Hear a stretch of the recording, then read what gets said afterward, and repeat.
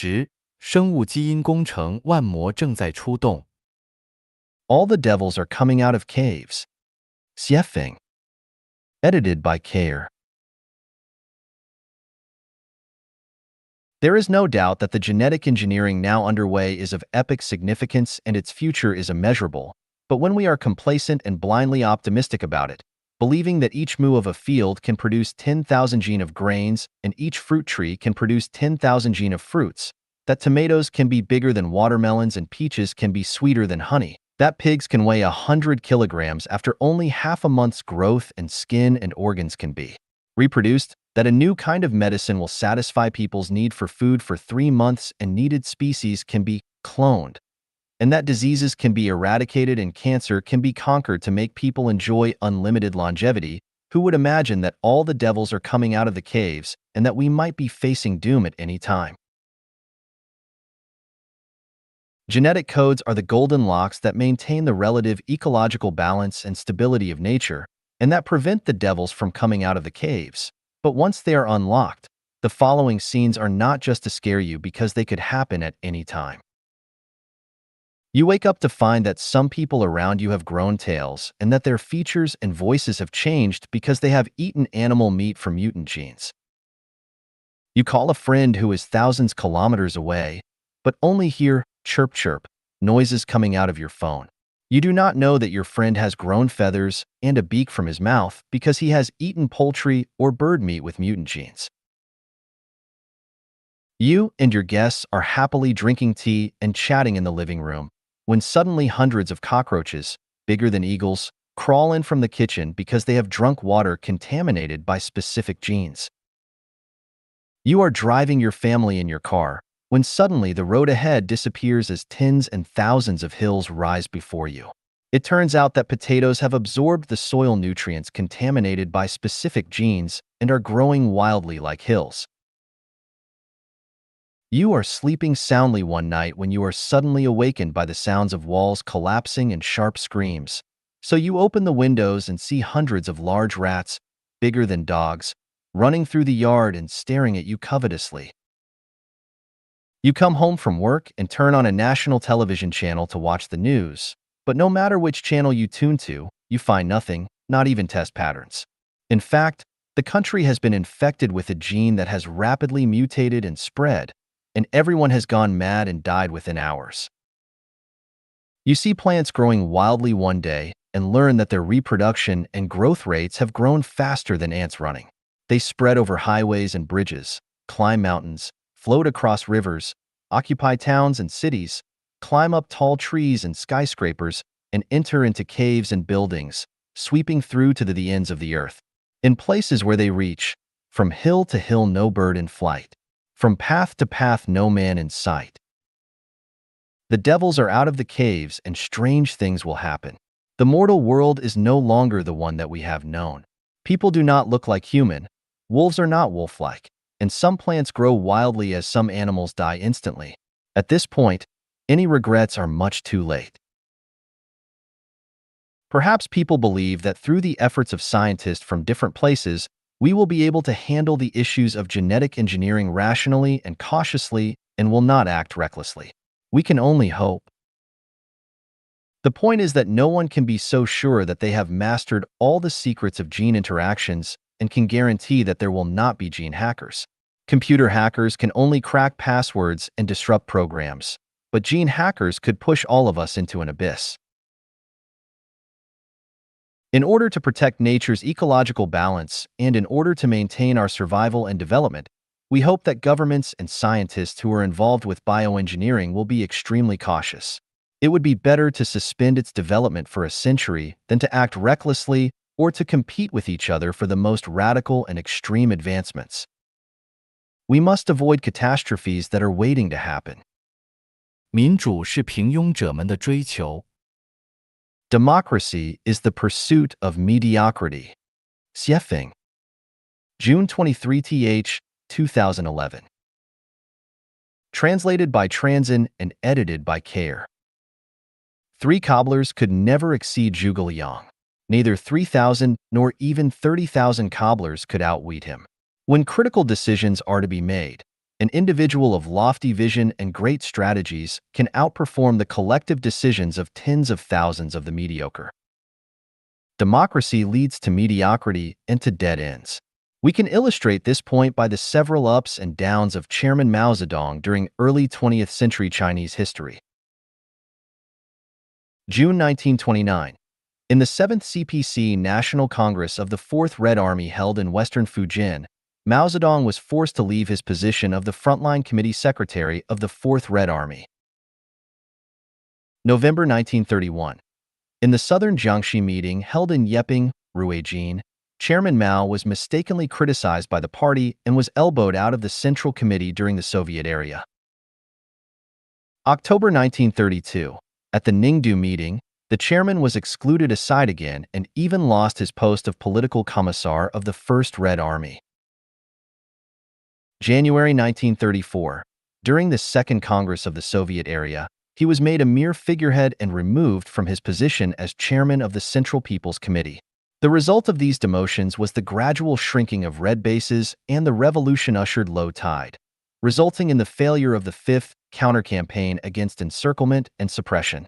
The Red Army was forced to make a strategic shift to start the solemn and stirring move in the war history of mankind, the 25,000 Li Long March. The central base, personally created by Mao Zedong, was destroyed overnight. The whole universe is run in a unilateral manner under the one, unique, greatest creator. It is only when all life in the universe follows the will of the greatest creator that the universe can run orderly and all life can survive and live effectively. In any other way, the universe would collapse. If a cat or dog were not convinced and cried out, "Oh, greatest creator, you have been too autocratic and domineering.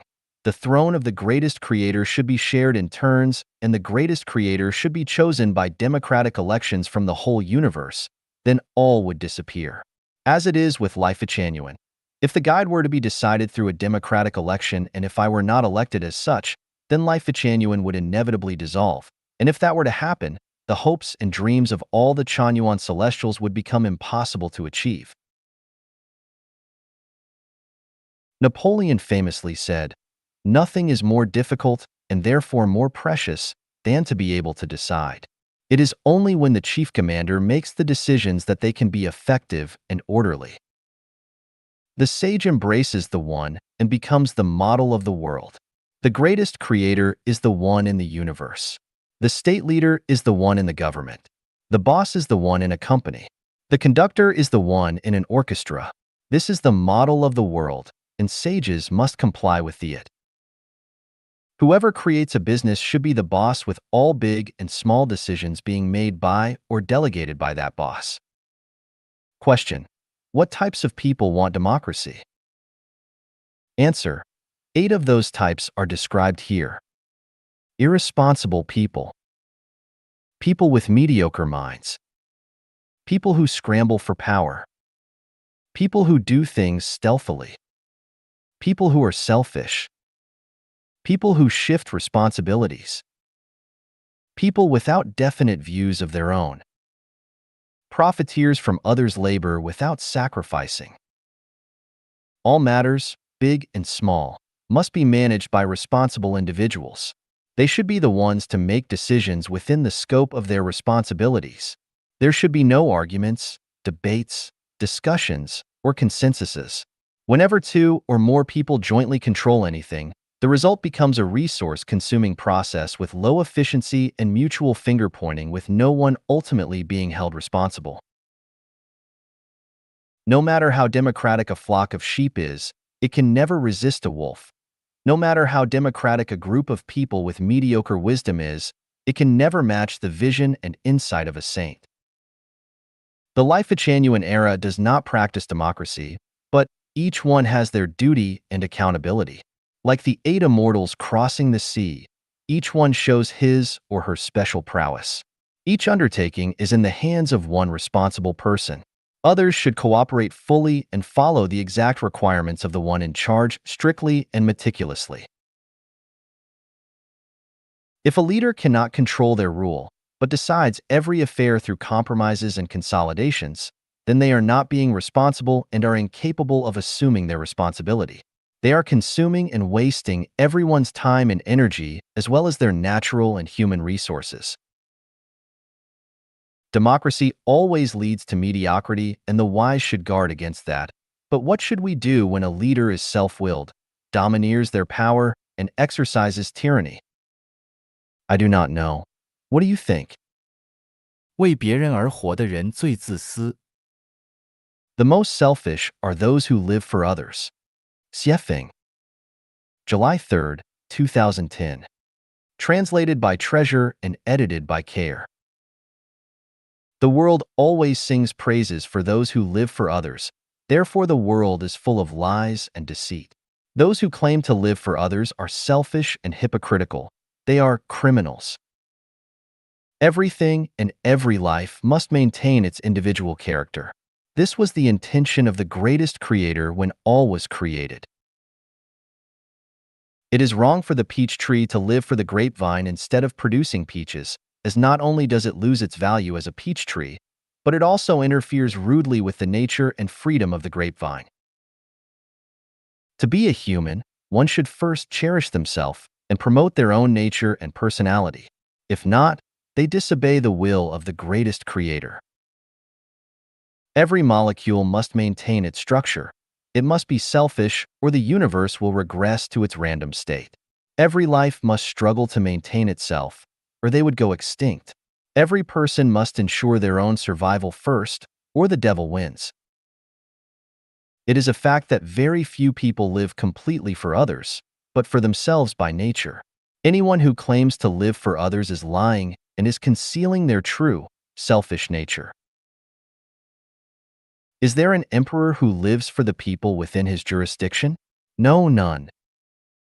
Is there a parent who lives for their children? No, none. Did Christ Jesus and the Buddha Sakyamuni live for others? No, not at all. As the guide of Life Genuine, I keep myself busy with the creation of the Life Genuine era. Do I do it for others? Not at all. I do this for my own achievement. As long as the reason for living is spelled out for everyone, we find that people live for themselves. What kind of people claim to live for others? Those who are false, crafty, incompetent, and without a sense of independence. Those who are selfish and deceitful want to impose their will on others, and those who are good at lying intend to control and disrespect others. Those who put their own faults and blame on others want to use and abuse others, and they prefer to interfere with others' lives. Those are the kind of people who claim they live for others. Let everyone live for themselves, and let everyone live upon themselves according to their own nature. In such a situation, the stars will shine brilliantly, the flowers will blossom lively, and the world will be prosperous, diverse, and splendid. Why do I say those are criminals who claim that they live for others? Firstly, they burden the spirits and souls of others because people would feel a great deal of gratitude and a need to serve them, perhaps all their lives. Secondly, they rudely interfere with the nature and freedom of others and make them feel guilt and shame, so it becomes impossible for their natures to bloom. Thirdly, they disturb the program running with Tao, create social disorder, and make lies and deception popular. It is only when everyone is responsible for themselves that they live well by themselves within their own natures and by their own styles that society will be orderly, peaceful, and warm. Only those who can stand responsibility on their own can be responsible for others, and only those who are living for themselves will respect others, be considerate of others, and understand others. Only those who live well by themselves will bring pleasure, joy, freedom, and happiness to others. If you do not know who you are, if you are an imperfect person filled with jealousy, ego, resentment, complaints, anger, and aggression, then what can you possibly bring to others? How can you live for others?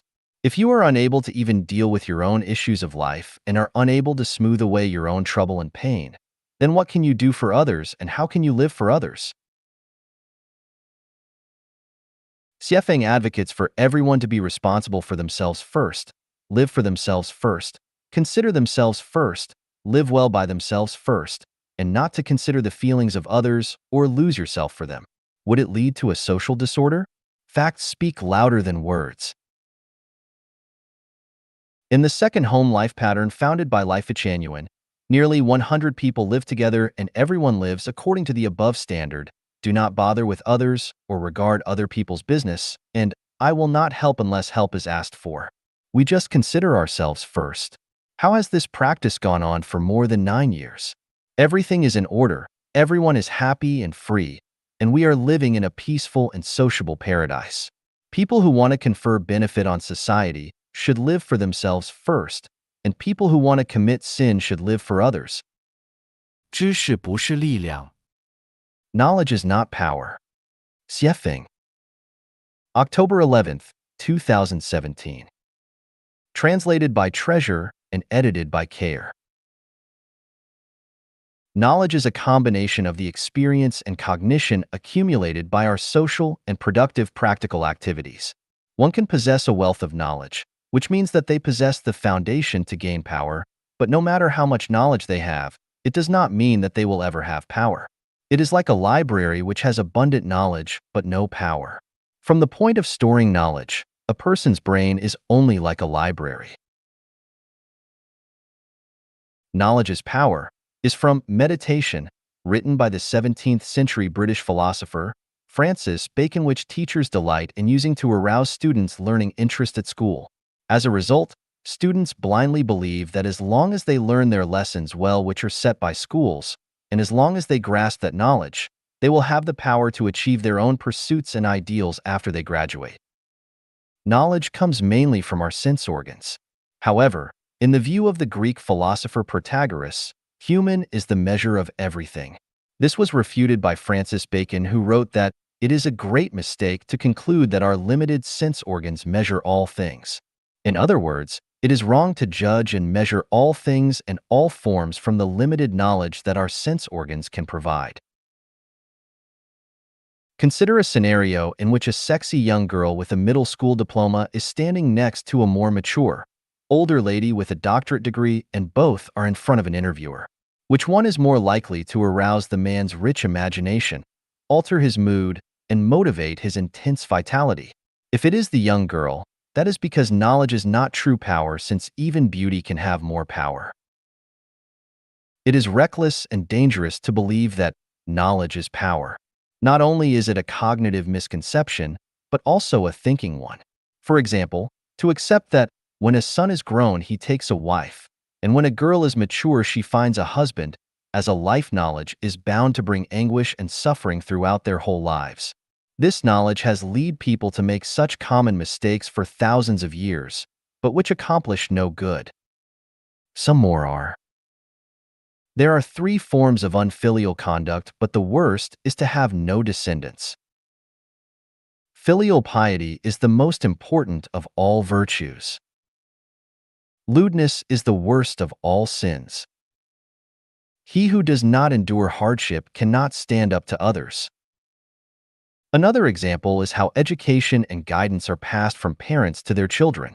Can a parent's knowledge conduct and educate their children with both a full range of healthy spirits, minds, and bodies, as well as the ability to lead their own independent lives?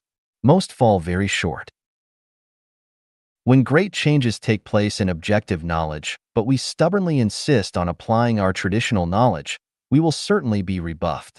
Look at various religious dogmas and concepts. As they feel a loss of power, they become reactionary, resist social development, and impede natural human liberation. In fact, prejudices and fallacy are knowledge. What are the benefits of such knowledge? None.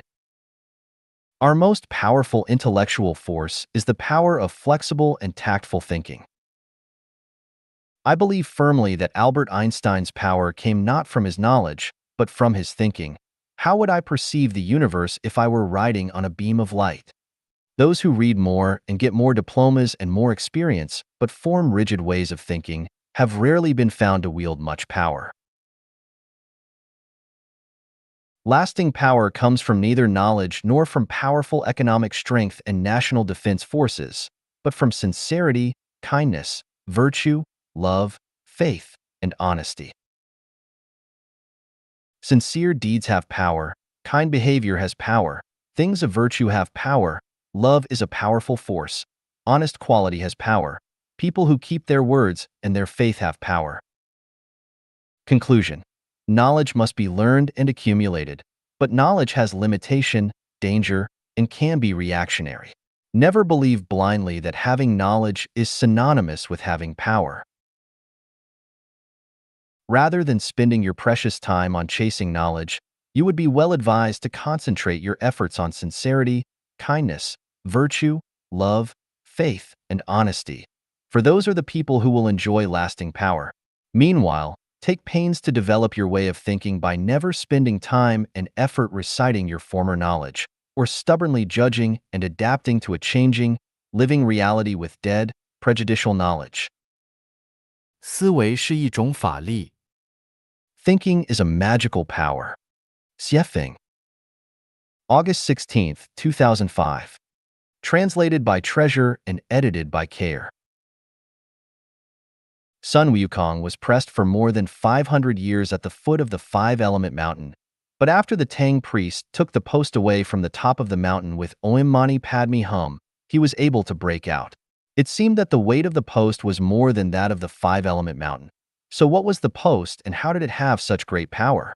Some people cannot be crushed by great hardships or difficulties, but when their hopes are dashed, they will collapse easily. Some people who are unaware that they have a horrible disease can live happy lives every day, but once they find out the truth, they become paralyzed from the knowledge. There was a young boy in my village of about 11 or 12 years, and every time he crossed a bridge on his way home from school, he would scream with a pale face, even in the daytime. We eventually discovered that the reason for this behavior was that he had overheard some adults in the village talking about ghosts without heads residing under all small bridges. People's casual words controlled his thinking like a spell. The above are extreme examples. In fact, our thinking is more or less confined by some incantations. Consider the 8 kinds of suffering described in Buddhism: birth, aging, illness, death, encountering enmity and hatred, separation from a loved one, inability to attain what is pursued. The 5 aggregates. These all result from our conventional thinking, but none would exist if we would embrace unconventional thinking. All laws, regulations, concepts, ethics and behavioral rules, authoritative theories and sermons, religious regulations and rituals, scientific theories and methods, and exemplary models and habits are magical powers that constrain our thinking. These magical powers benefit the maintenance of social stability greatly, but they also bind our minds, and ordinary people can never be freed from them any more than fish can be freed from water. What are magical powers? They are informational waves that restrain people's thinking. When their energy is greater than the energy of our own conscious informational waves, then we are controlled by them. Thinking is a magical power. Thinkings of God, Buddha, great people, and great scientists are all magical powers which ordinary people can do nothing about unless their wisdom and thinking abilities exceed them. Thinking seems to be invisible, traceless, and illusory, but it can actually change the developmental directions and forms of objects, transform the intangible into the tangible and the tangible into the intangible, and interfere with a person's conventional thinking. 人与人的特殊关系会毁掉前程。 Special relationships between people will ruin their lives. Xiefeng. March 15th, 2019. Translated by Qinyu and edited by Care. How many times have we watched quietly the sunrises and sunsets in our lives, and how many times have we listened to the sounds of wind and insects while standing in a courtyard on an evening with a full moon? How many times have we observed carefully the sprouting of grass and the blooming of willows? When distant mountains are hazy and the green hills are dark, when water is gurgling and blue waves are rippling, when wild ducks flutter and mandarin ducks play in the water, when light rain drizzles or heavy rain beats the plantains, have we ever melted our bodies and souls into nature and felt an unforgettable experience and taste of oneness with nature, oneness with all things, and everlasting, eternal joy? Where has our time gone? What on earth are we doing in this world? Were it not for the deep experience of the meaning of life, then what are we hurrying for all our lives? When flowers fall and beauty becomes old, death separates them forever. The palaces of Qin and Han are now but grazing land for cattle and sheep. Who cares for the cold and lonely west wind? Yellow leaves rustle down by my closed windows facing the sunset. I am lost in memories. Do you not see the mirrors bright in chambers high, grieving over your snow-white hair that once was silk black? How much worry can you have? Just like a river of spring water flowing eastward. Why are we busy all day? Who are we busy for? Are we not colonizing a snail's horn, competing for a flash in time? Is it not that, down in the plain and up on the mountain, all of nature's boundless glory is their prey, but when they have sipped from 100 flowers and made honey, for whom is this toil? For whom is this nectar? Is it not that my clothes hang loosely on my emaciated body, but regrets I have none? It is because of her? Is it not that the young know nothing of woe? To write verse, they feign a throe? Broken walls where foxes sleep, deserted platforms where rabbits walk, all were places of singing and dancing in those days. Yellow flowers covered with cold dew, withering grasses looming in mist, all belong to the battlefields of the old times. When we are old and weak, looking back on the past, will there be regrets? Who took away our teenage time? Who killed our youth? Who made our middle age toil around? Who made us full of sorrow after the age of 60? The answer is that it was those with whom we had special relationships. They were our parents, children, grandchildren, husbands, wives, friends, lovers, brothers, sisters, buddies, and the rest. Whoever made us worry about, think about day and night, hard to sleep, hate but could not rid ourselves of, and so on. All the people who have had special relationships with us. It is they who have made our lives miserable and distressed, who made us restless and fighting day and night, who forced us to remain on our guard day and night and tremble in fear, who forced us to break the law, take risks, and made us unable to eat or sleep. Think carefully. If you would not worry about anyone, if no one in the world would make you worry about them, if you lived on an uninhabited island with plenty of food, and if no one cared whether you lived or died, would you still live this way? Have you ever heard of a punishment method called the implication of 9 generations of families?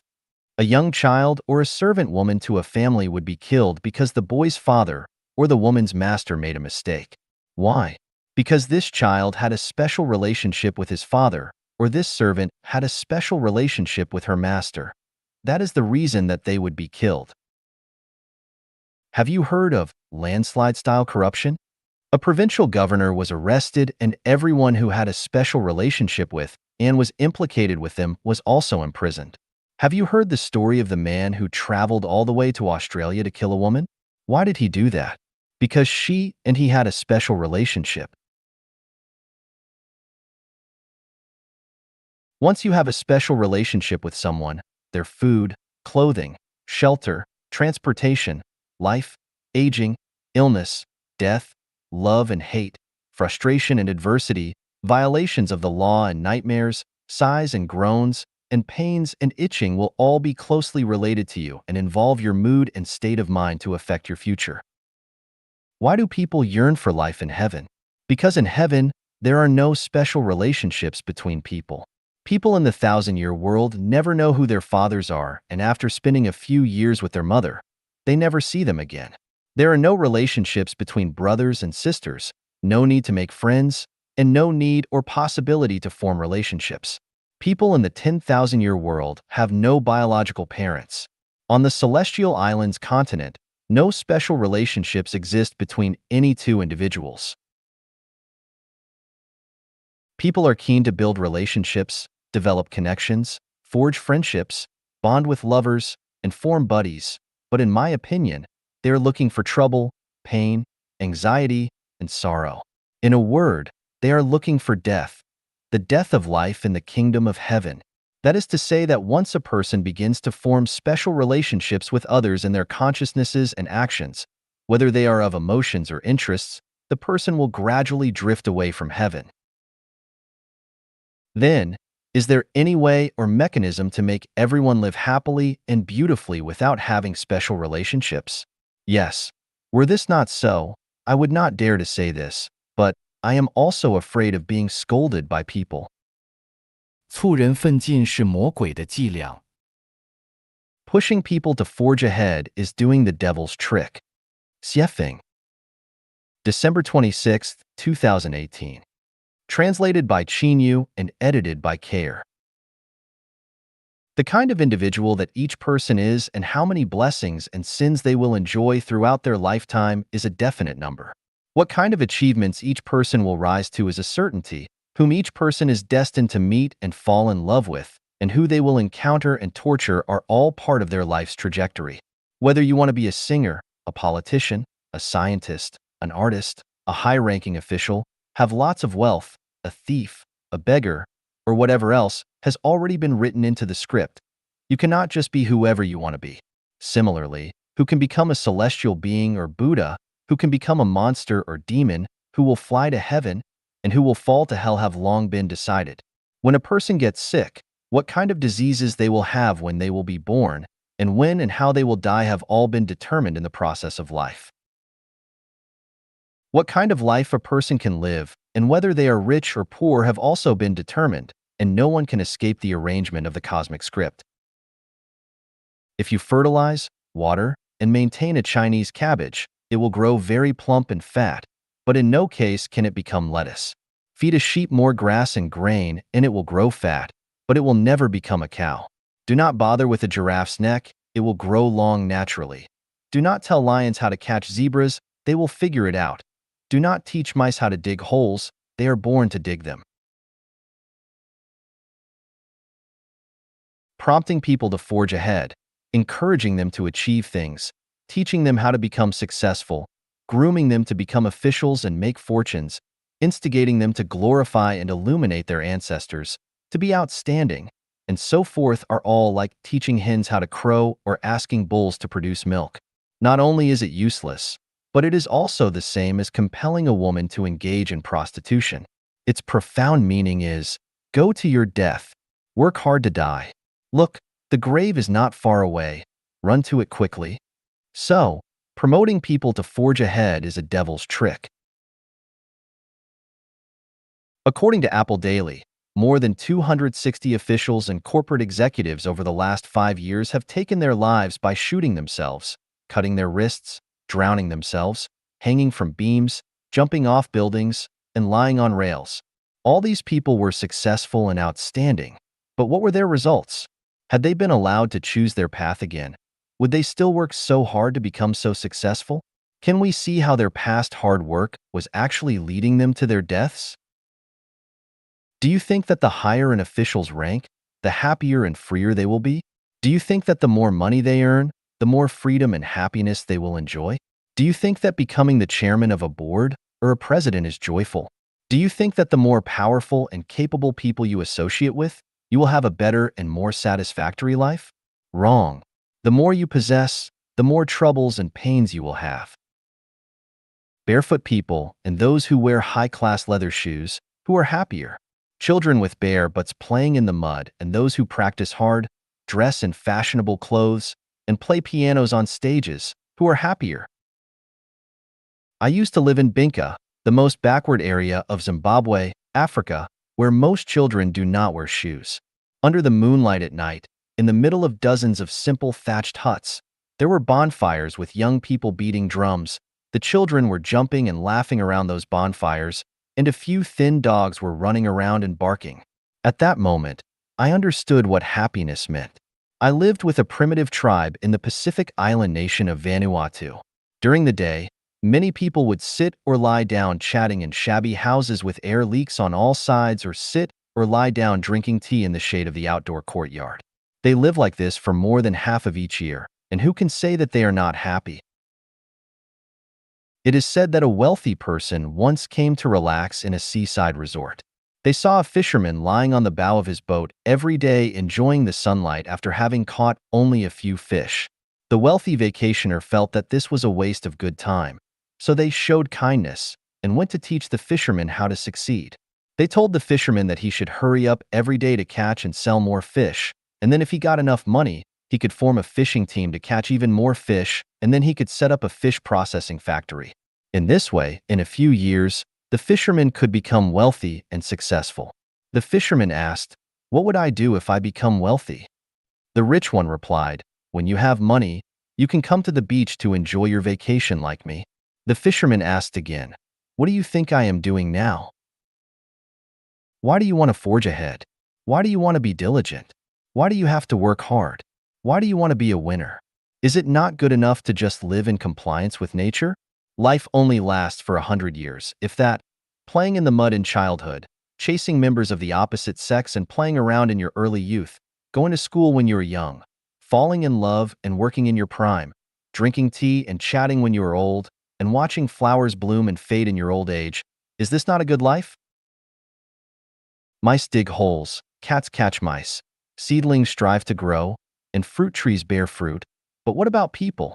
Without instigation and encouragement, they will naturally follow their lives' paths. If someone loves to learn, there is no need to urge them on because they will definitely learn. If they love to work, then they will definitely study technology and work hard. But if they deserve to be a boss, without instigation, they would definitely be uneasy working as an employee. If they would like to steal or rob, it would be useless for you to attempt to instill morality and ethics into them. If they want to be a saint, they will study the philosophy of saints and understand the truth of the universe. It is a waste of effort for you to attempt to bring a saint into the world. If they want to become a celestial being or Buddha, they will naturally look for the environment conducive to that end, and nothing can stop them. 20 years ago, I read Napoleon Hill's The Complete Book of Success. I became very ambitious and wanted to earn more money. As a result, I was deceived and defrauded out of more than 400,000 RMB yuan. From then on, I have hated success. For more than 20 years, I have been studying and finally found that promoting people to forge ahead is the devil's trick. Someone might ask, "You, Xiefeng, write articles day and night to create Life Chanuan and Chanyuan homes.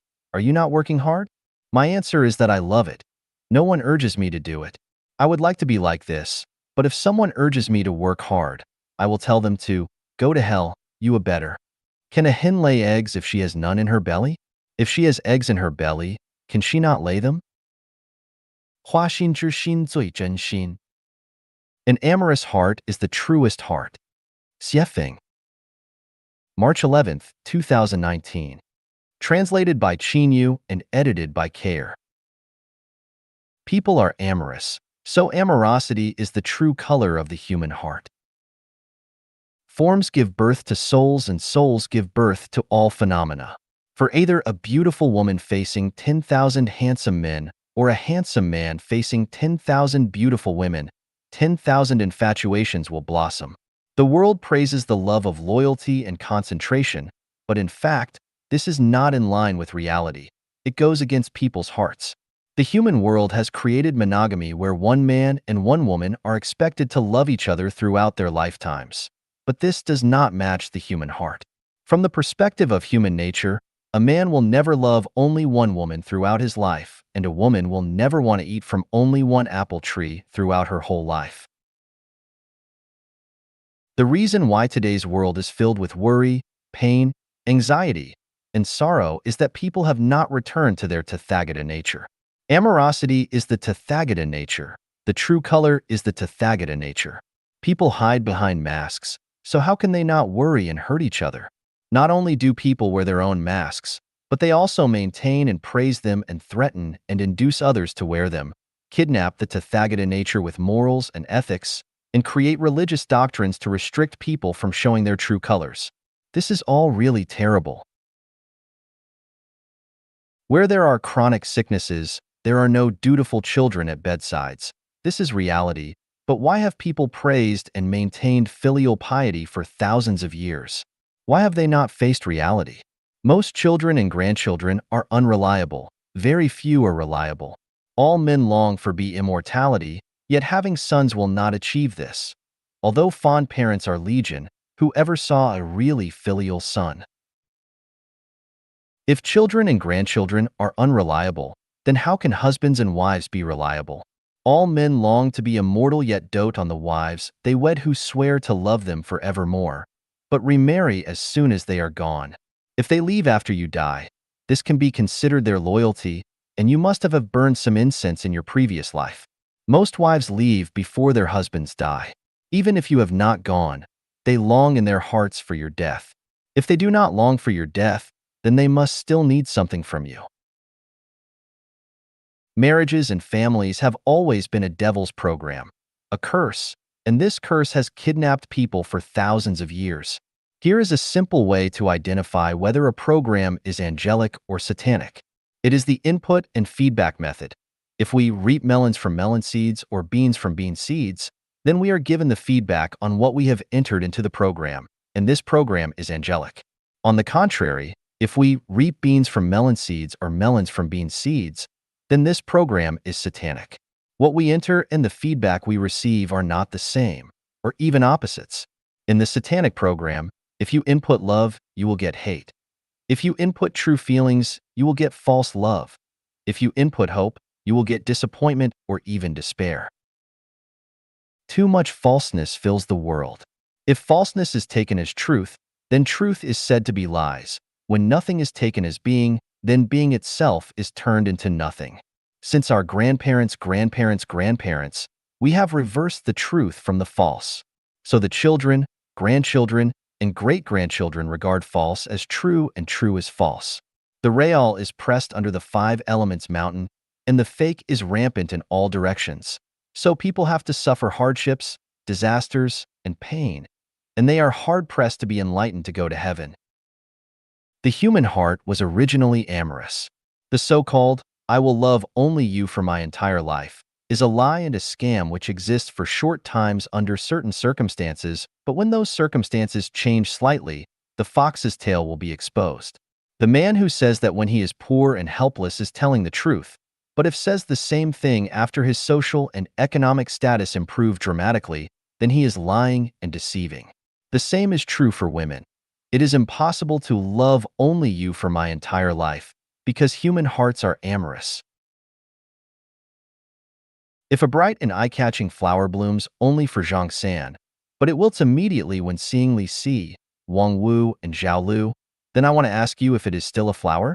No, it is not, but rather a monster's spirit. Are people still human if they smile when they see a certain other person, but immediately cross their eyebrows when they see other people? No, they are not humans but evildoers. What men are indifferent to beautiful women? What women are unimpressed by handsome men? If there are such people, then they are not really people, but wood or stone, sculptural robots. Since this world has always been perplexed and deceived by falsities, we cannot know what the truth is.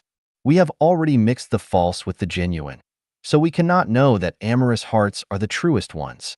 That is to say that anyone who truly loves you must also love the world, because anyone who does not love the world will never love any individual. To narrow the scope, women who love many men and men who love many women will give birth to true love, because their hearts are true and the love of which they speak is true. There are absolutely no marriages or families in heaven. How do we arrange our lives without them? I can tell you that I have found a way to live a better life than married and in a family. Not only have I found it, but I have also opened it up. We are all expected to live paradisical lives on earth, and not only that, but also have a chance to go to the real paradise. I have designed a game of being a groom every day and a bride every night for everyone. The game will be launched soon. If you participate in it, then you will definitely find that amorous hearts are the truest hearts. 意识决定存在。 Conscious ne déterminer existence. Xiefeng. Translated by Qinyu, edited by Peter.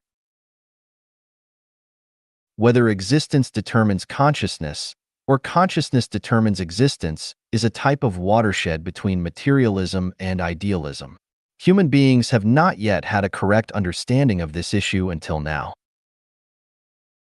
Jumping to a conclusion rashly will definitely cause confusion in people's minds.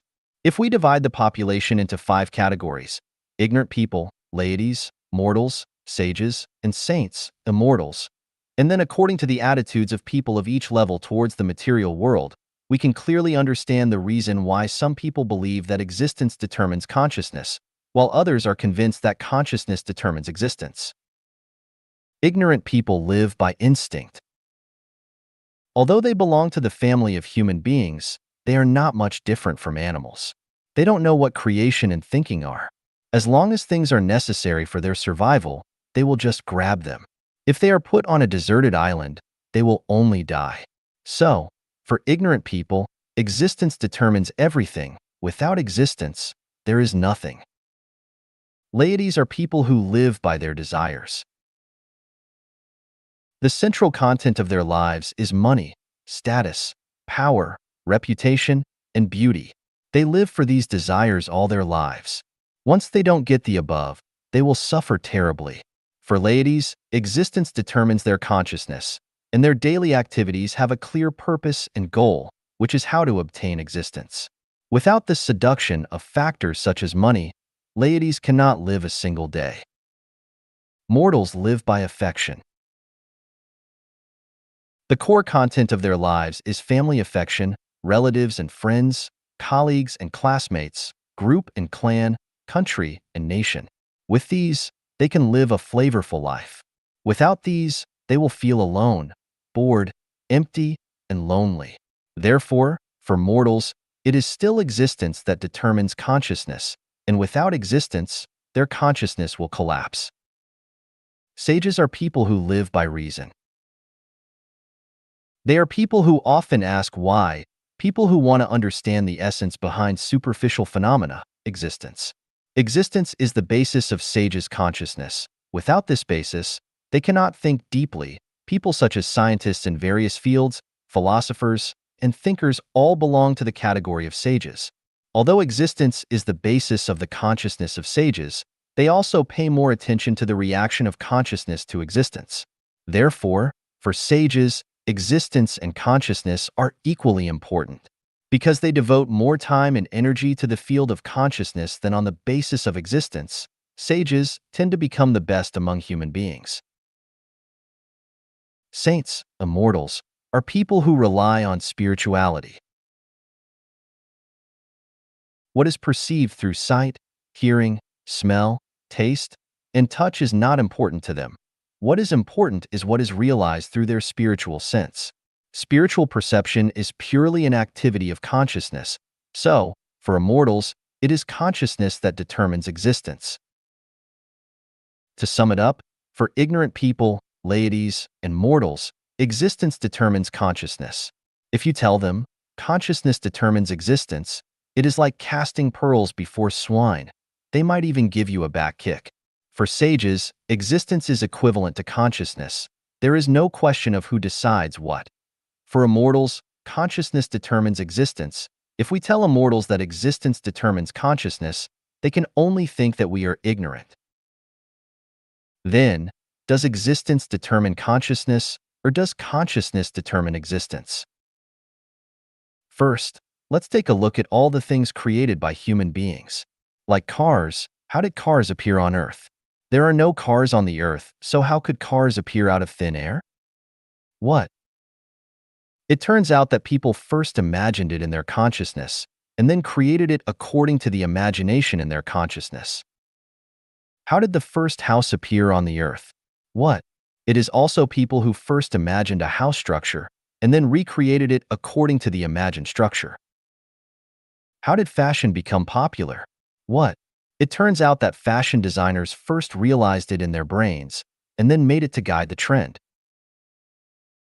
It can be deduced from this that all things created by human beings are firstly imagined in human consciousness, and then created according to their imaginations. If people had no imagination, that is, no thinking and no consciousness, then all the artificial objects that we use today would not have appeared. This clearly proves that consciousness determines existence. Without human consciousness, How can there be so many artificial things on the earth? Let's look at the dwelling places of human beings and the natural environment. When we enter someone's home, someone who loves to be clean and tidy, we see that the tables, chairs, and beds are arranged in an orderly manner. Whether it is the pictures on the wall or the flowers cultivated on the windowsill, they all give people the feeling of being natural, harmonious, beautiful, and suitable. Why is this happening? Oh, it turns out that the owner of this house has a clear spatial layout in her consciousness. The orderly existence of everything in her house was first imagined in her consciousness. If her consciousness is chaotic, she may put the coffee table on the table, and she can't think of planting a few pots of flowers and placing them on the windowsill. Over the past 10 years, I have observed the residences of many people in Zimbabwe. Generally, the living environment of Caucasians is clean, tidy, and orderly. Their lawns are always neatly mowed. Their flowers are always beautiful, and plants are always verdant and green. Even their washrooms, toilets, are full of flowers, and you will never spot oil stains in their kitchens. Looking at the environment of our Chinese people, weeds are overgrown in the courtyard. Dog excrement is everywhere. The washroom smells bad. Cockroaches are rampant in the kitchen, and the stove is greasy. Why is there such a big difference? Aren't they all human? It turns out that the difference lies not in existence, but in consciousness. Chinese and Caucasians have different consciousness of the environment. The quality of the living environment depends on the consciousness of the people in this environment. If there is a good consciousness, there will be a good environment. Without a good consciousness, of course, it is impossible to have a good environment for existence. My child once used his vacation to drive to Washington and New York by himself. I asked him on the phone, "What is your biggest impression after seeing New York?" Unexpectedly, he replied, "New York's Chinatown is too dirty and messy. It does not match the civilization and prosperity of New York." Can it be that existence determines consciousness? If a Chinese has lived in China from beginning to end, it can be barely said that the existence of the dirty, disorderly, and bad surrounding environment leads to the dirty, disorderly, and bad living environment of his own. But after we came to a beautiful country, where the existence is beautiful, why does the environment change when we live there? Isn't it that our consciousness determines our existence? Suppose we Chinese exchange with Japanese and Germans. We all live in Japan and Germany and let Japanese and Germans live in China. Within 50 years, China will become the most beautiful and graceful country in the world, while Japan and Germany will become two dirty, disorderly, and bad countries. Consciousness determines existence, and what kind of consciousness is there, there will be that kind of existence. If everyone is belligerent, the world will be in a constant state war. If everyone loves peace, how could there be wars? Conscious ne déterminer existence. Look at Islamic mosques, Christian churches, and Buddhist temples.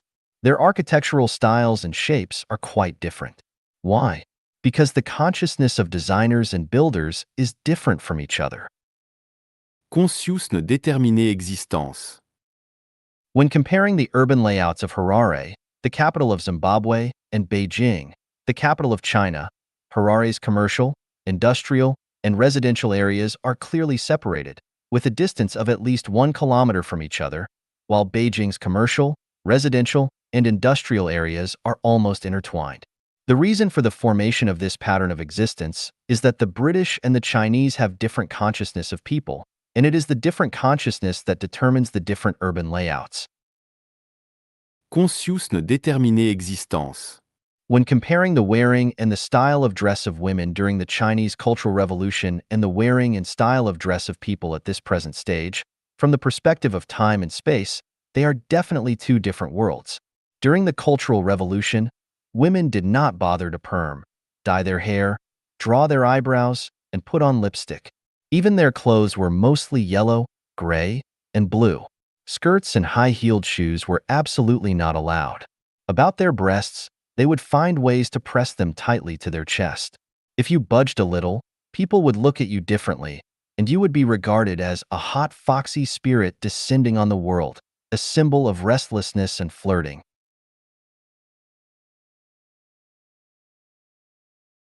Look at today's women, one by one. They are more enchanting and beautiful, with all kinds of postures, styles, curvaceous beauty, sexual beauty, and temperamental beauty that is fully displayed, living out their individuality, freedom, and elegance, as if all the fairies in heaven have descended to the world. The reason why different eras have different ways of dressing is that people in different eras have different consciousness, and it is the consciousness of different eras that determines the existence of those different eras. Conscious ne déterminer existence. Why is the population of the United States growing more slowly than that of China and India?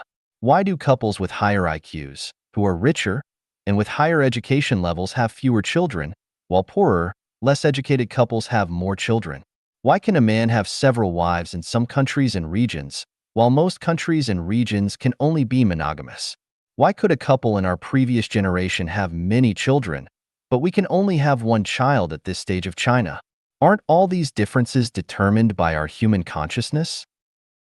Conscious ne déterminer existence. Why are most of the Nobel Prize winners Americans? Why is there not a single Nobel Prize winner from mainland China? Are Americans so smart and Chinese so stupid? The main reason is that Americans and Chinese have different consciousness. If you want to eat hamburgers, you will definitely not make noodles. If you want to eat chicken, you definitely won't put pork into the pot. The reason is so simple. Do we still doubt that consciousness determines existence? Conscious ne déterminer existence. Why do the political systems of various countries in the world differ from each other? Why does the President of the United States only serve 2 terms at most, while the presidents of some countries can serve many terms? Isn't it their existence determined by the national consciousness of various countries? How was the Earth born? How did the plants and animals on Earth appear? Isn't this determined by the consciousness of the greatest creator? Not long ago, I read a review article. Its general meaning is to criticize the only children in China at this stage for being ambitious, unrealistic, greedy for enjoyment, and for their wishful thinking. The article also mentioned a college student who had not yet graduated describing his long-term plan. I want to go to the United States and build a villa in a small city with beautiful mountains and rivers. I want to have a green lawn, a private swimming pool, and a Mercedes-Benz. The reviewer had a good-natured ridicule on this wishful thinking and hoped that such college students can face reality, be down to earth, and not be too ambitious. In my opinion, this commenter is an outstanding representative of the idea that existence determines consciousness. His thinking is still in the narrow field of material existence. He only sees today, values reality, and he cannot imagine that the future of mankind is determined by the consciousness of mankind, that the future of each individual is determined by the consciousness of the individual. This kind of person is a frog at the bottom of a well, and the blue sky he sees is just as big as a sieve. Relying on this kind of person to guide young people is not only misleading young people, but also cruelly oppressing people's spirituality and ruining their bright future. Such people, on the surface, are kind, but in essence, are evil. If I were to comment on this college student, I would say, "Son, you're absolutely right. Visualize it. Your wish will come true. The better and clearer the picture you have of your future in your mind, the more likely you are to realize it. The place you can see is where you are going. The situation you can realize in your brain is where you can go, because your behavior is controlled by your consciousness. If you want to go to the east, your feet can't move toward the west. The existence of reality is constantly changing with the consciousness of human beings. If we limit our consciousness to the existence of reality, we will always be slaves to the existence of reality, and we will never be able to create a better tomorrow. Son, the universe is boundless. There are 36-dimensional spaces. So spread the wings of your imagination and fly freely. A bright future belongs to the generation that can imagine this." Whether existence determines consciousness or consciousness determines existence, it is by no means a game of words or concepts, and it is by no means a question of whether to eat steamed buns or noodles. Whoever comes first directly determines the future of everyone. What kind of consciousness one has, he will have that kind of life. What kind of consciousness determines what kind of existence he will have. Existence determines consciousness is the thinking of animals and plants that rely on instinct to survive. Consciousness determines existence is the thinking of sages and saints, and the thinking of gods and Buddhas. If existence determines consciousness, we have only one Earth. If consciousness determines existence, we will have 36 dimensional spaces. If existence determines consciousness, we can only survive in the contradictions and pains of reality forever. If consciousness determines existence, we can transcend the existence of reality and focus on future development and changes. If existence determines consciousness, we can only passively be constrained by the environment. If consciousness determines existence, we can actively open up a sunshine avenue in the existence of reality. If existence determines consciousness, we cannot see the brilliance of the greatest creator, and we can only live to die. If consciousness determines existence, we can decipher the mysteries of the time and space of the universe, extend this limited life to the infinite wonderful time and space, and then we can die to be reborn.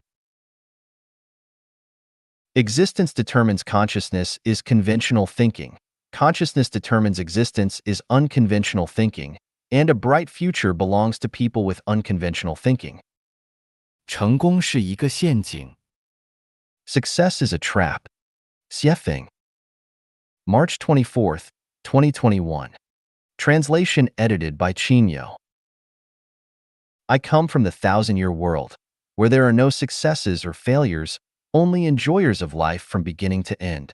In the thousand-year world, there are no such words or concepts as success and failure. In heaven, there is never talk of success. Everything unfolds and retracts naturally. In the plant and animal worlds, there is no talk of success. Only in the human realm is there talk of success and failure. Most of those who mess up their lives are the ones who pursue success. If you were to statistically analyze and summarize, most of those in prison are the ones who pursue success. The sea of suffering is boundless. Take a look at those in the sea of suffering. They are all lives seeking success. So, I draw a conclusion. Success is a trap. Who invented this trap? The answer is the devil. Is my conclusion correct? Everyone carefully observes human society. Who are the ones that drive people to strive for success? How do those who aspire to success end up? Are most of those who mess up their lives the ones who want success? What is success? Contending for the space of a snail's antler, or contend for a flash of light, is that success? Did Qin Shi Huang succeed? Broken walls where foxes sleep, deserted platforms where rabbits walk, all were places of singing and dancing in those days. Yellow flowers covered with cold dew, withering grasses looming in mist, all belong to the battlefields of the old times. Who succeeded? You've earned a lot of money, but you've never had time to appreciate the moonlight. Have you succeeded? Do you call that success? I cannot see a single successful person. I only see lives crushed by success, their faces distorted and souls shattered. 反常思维漫谈 Random talk about unconventional thinking. Zuanfeng. Translated by Qinyu. Edited by Peter. Where do people come from, and where do they go to? What is the essence of life? What is the purpose of living? What is the goal of life? What is the value and the meaning of life? Is life accidental? Is death inevitable? Is there a causal relationship between life and death? Do all the phenomena in nature happen accidentally, or are they predestined? Why did Einstein doubt quantum mechanics? Does the uncertainty principle of quantum mechanics indicate that the universe is disordered? How was the universe born? Is there a greatest creator in the universe? Are there gods, Buddhas, angels, and demons? How was life born? Was it created by the greatest creator? Or did it evolve from organisms over thousands of billions of years? It is stated in the Bible that all animals on the earth are intended for humans, and humans can eat their meat.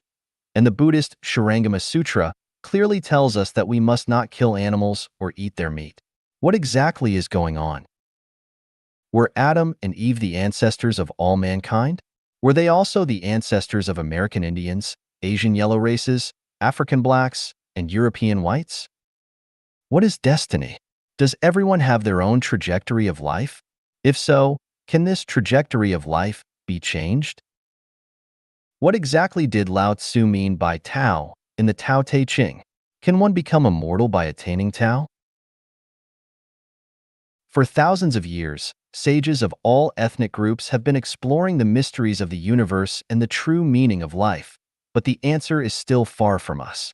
In the last 100 years, due to the development of industrialization, especially the rapid advancement of transportation and the information technology, people's vision has become limited in the field of science, and the light of science has enveloped people's consciousness and thinking, prompting people to gallop freely in the physical realm of common sense, but they cannot enter the higher-level physical realm. Although New Era thinking appeared in the 50s and 60s of last century, it was only a faint glimmer of rational thinking, which could not be understood and accepted by the public. Nowadays, people are too busy with their daily activities due to the accelerated pace of life and have no time to calm down and think. Although universities around the world produce millions of college students and graduate students every year, they are basically biological robots. Their thinking is running according to scientific procedures, and few people can break through this existing way of thinking. In comparison, people today have more knowledge and materials than in the past, and they use more advanced methods to create things that humans need. They eat, wear, use, and play more and better, and are richer than in the past. People are supposed to be more leisurely, freer, and more relaxed. But the reality is that instead of feeling more relaxed and freer, people feel more exhausted and stressed.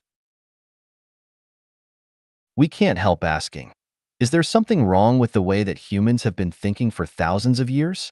Or do humans need unconventional thinking? 从莫比乌斯带谈起。 Talking about the Mobius strip. Xiefeng. Translated by Qinyu. Edited by Peter. A piece of paper has two sides. If an ant is placed on the front of the paper and is not allowed to turn over the edge of the paper or bite through the paper, how can it easily and unconsciously climb from the front of the paper to the back of the paper and reach any point on the paper? From the perspective of conventional thinking, this is absolutely impossible, but someone has solved this problem. He is the German mathematician August Ferdinand Mobius. Mr. Mobius' solution is: twist one end of the paper 180 degrees and stick it to the other. At this point, the ant can freely climb from the front to the back and from the back to the front. This is the Mobius strip. The Mobius strip is the result of unconventional thinking. What seems impossible with conventional thinking is easy with unconventional thinking. So, what is unconventional thinking? Unconventional thinking is a paradox of conventional thinking, a reverse thinking that goes against the usual way of thinking. For example, the Empress Wu Zetian ordered flowers to bloom, which was described in Flowers in the Mirror. Conventionally speaking, only winter plums will blossom on cold days, and the rest of the flowers should be sparse on dead branches, and they should be withered.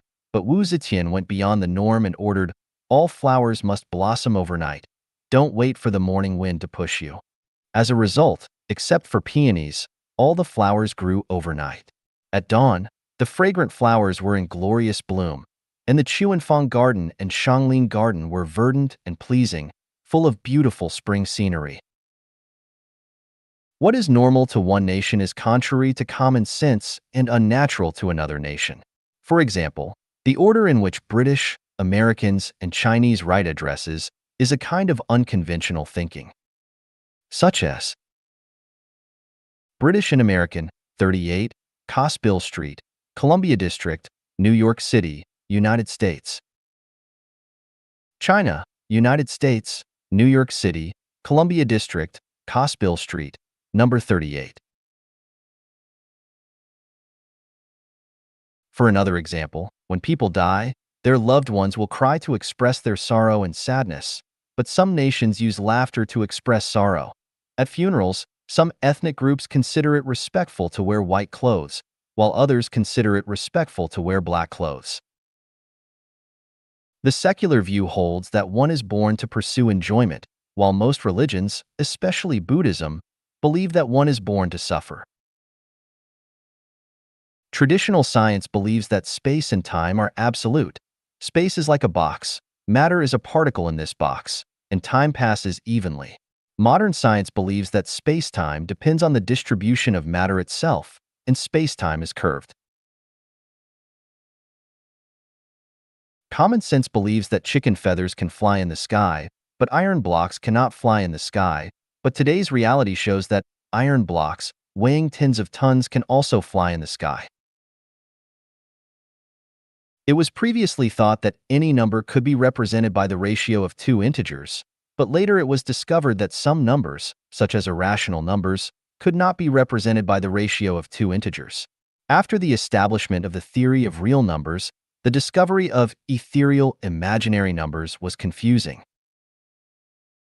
What is considered impossible in conventional thinking is easily solved by unconventional thinking. Topology is a kind of unconventional thinking.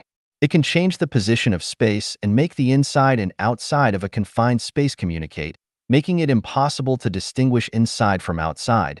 Just like the Mobius strip, it is impossible to tell which is the front side, which is the reverse side. How can a person enter a sealed room, and how can one then get out of it?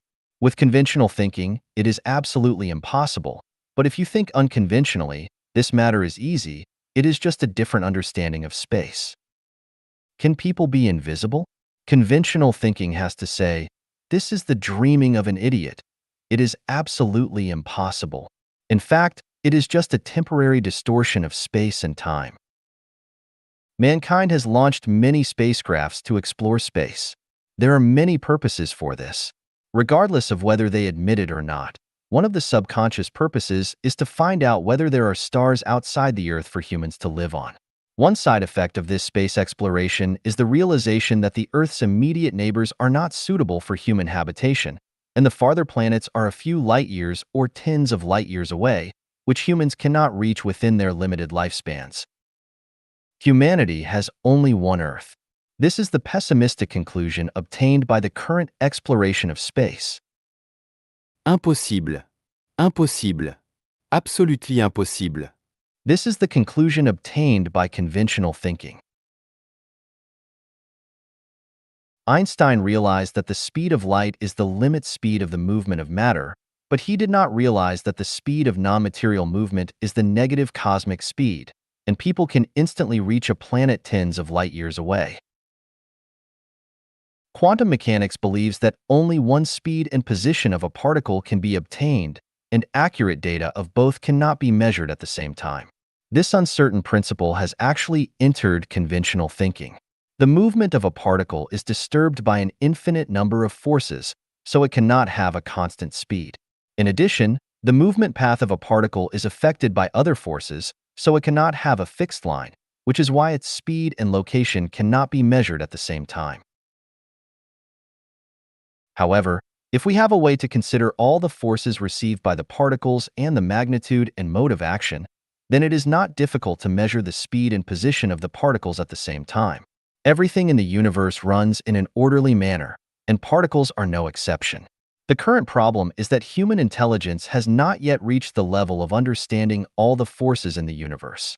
Quantum mechanics has entered the frontier zone, but this does not mean that the frontier zone is the marginal area of science, and we can also develop this in depth. Quantum mechanics can only end in the uncertainty principle. The development of science is endless, but the more knowledge humans carry, the slower they will move forward. 100 years ago, if people were able to master all the knowledge mankind accumulated by the age of 20, it is not possible now. Who would dare to say that he has encompassed all the knowledge accumulated by mankind by the age of 30? I am afraid that some people might have become exhausted and powerless before they reached the forefront of science. By extending quantum mechanics to humans, we find that humans are just particles. The gains and losses, misfortunes and blessings, illnesses, and lifespans of human beings in the world happen to be within the uncertainty principle. We cannot accurately measure the length of a person's lifespan and his merits, demerits, gains, and losses in one's lifetime. However, all thinking that thinks of impossibilities belongs to conventional thinking. When we know that the universe is orderly and that life has a trajectory, we can analyze the hundreds of millions of factors that affect a person from an inevitable perspective, and we will find several sets of laws that affect life. From these laws, we can accurately measure a person's prosperity, adversity, poverty, lifespan, and fate of his entire life.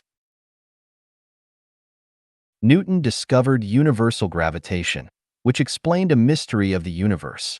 While benefiting mankind, at the same time it put a shackle on thinking of mankind.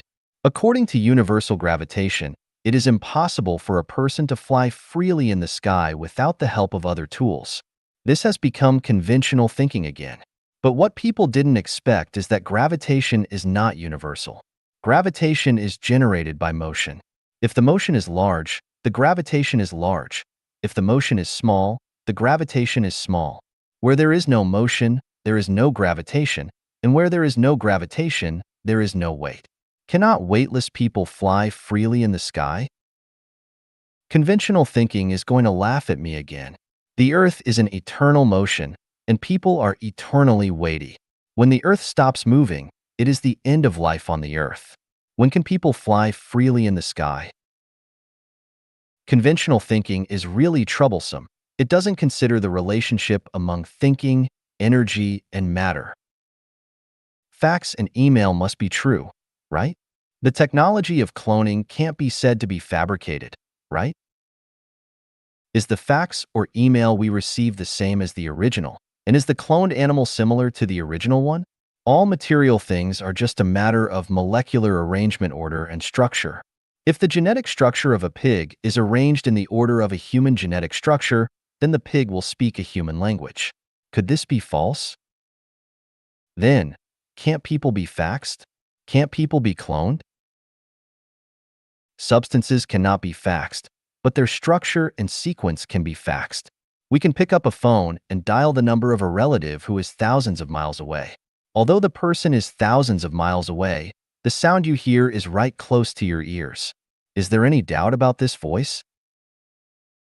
With negative cosmic speed, a person's life structure and sequence can be faxed to a planet millions of light years away, and then endowed with energy, cloning, a new you will then be born.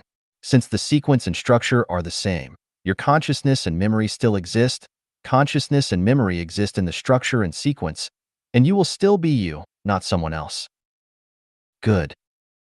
Since the Earth can't restrain us, and space distance can't obstruct us, then, can motion restrain us? Let's not talk about absolute motion, but relative motion. On the COMC, while sitting in a ship's cabin, if we don't look out of the window, can we feel motion? There will be no feeling of motion at all. We are living on the Earth that travels 25 million kilometers a day. Can we feel the Earth moving at high speed? No, we cannot.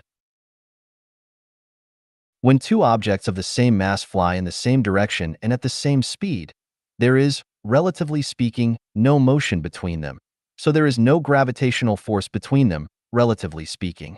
In this case, for the small object sandwiched between these two objects, neither motion nor gravitational force is felt. In other words, it loses weight and can now fly freely. Is there such a place in the universe? Yes, there is. Please see the chapter of 36-dimensional spaces. Let's look at the Mobius strip again. When turning a paper with front and back sides into a strip without front and back sides, the key to it is to flip one end of it 180 degrees. This flipping process is the process of unconventional thinking. The flip must be 180 degrees. If it flipped less or more, it will not be the true. It would become a way that is perverse, a perverse theory, and it will bring endless disasters. The unconventional thinking of the Mobius strip is by no means a trick played by magicians. It is a key to understanding the truth. 对立统一是宇宙的表象，不是宇宙的实质。The unity of opposites is the image of the universe, not its essence. Xiefeng. Translated by Qin Yu. Edited by Peter.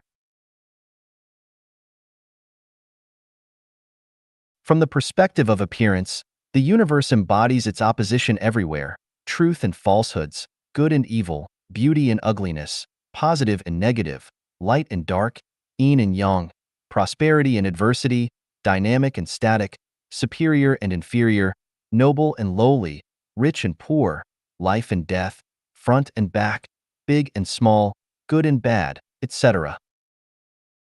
But the Mobius strip tells us that there is only unity in the universe, but no opposition to it. Who can tell which is the front side and which is the back side of the M? By a strip.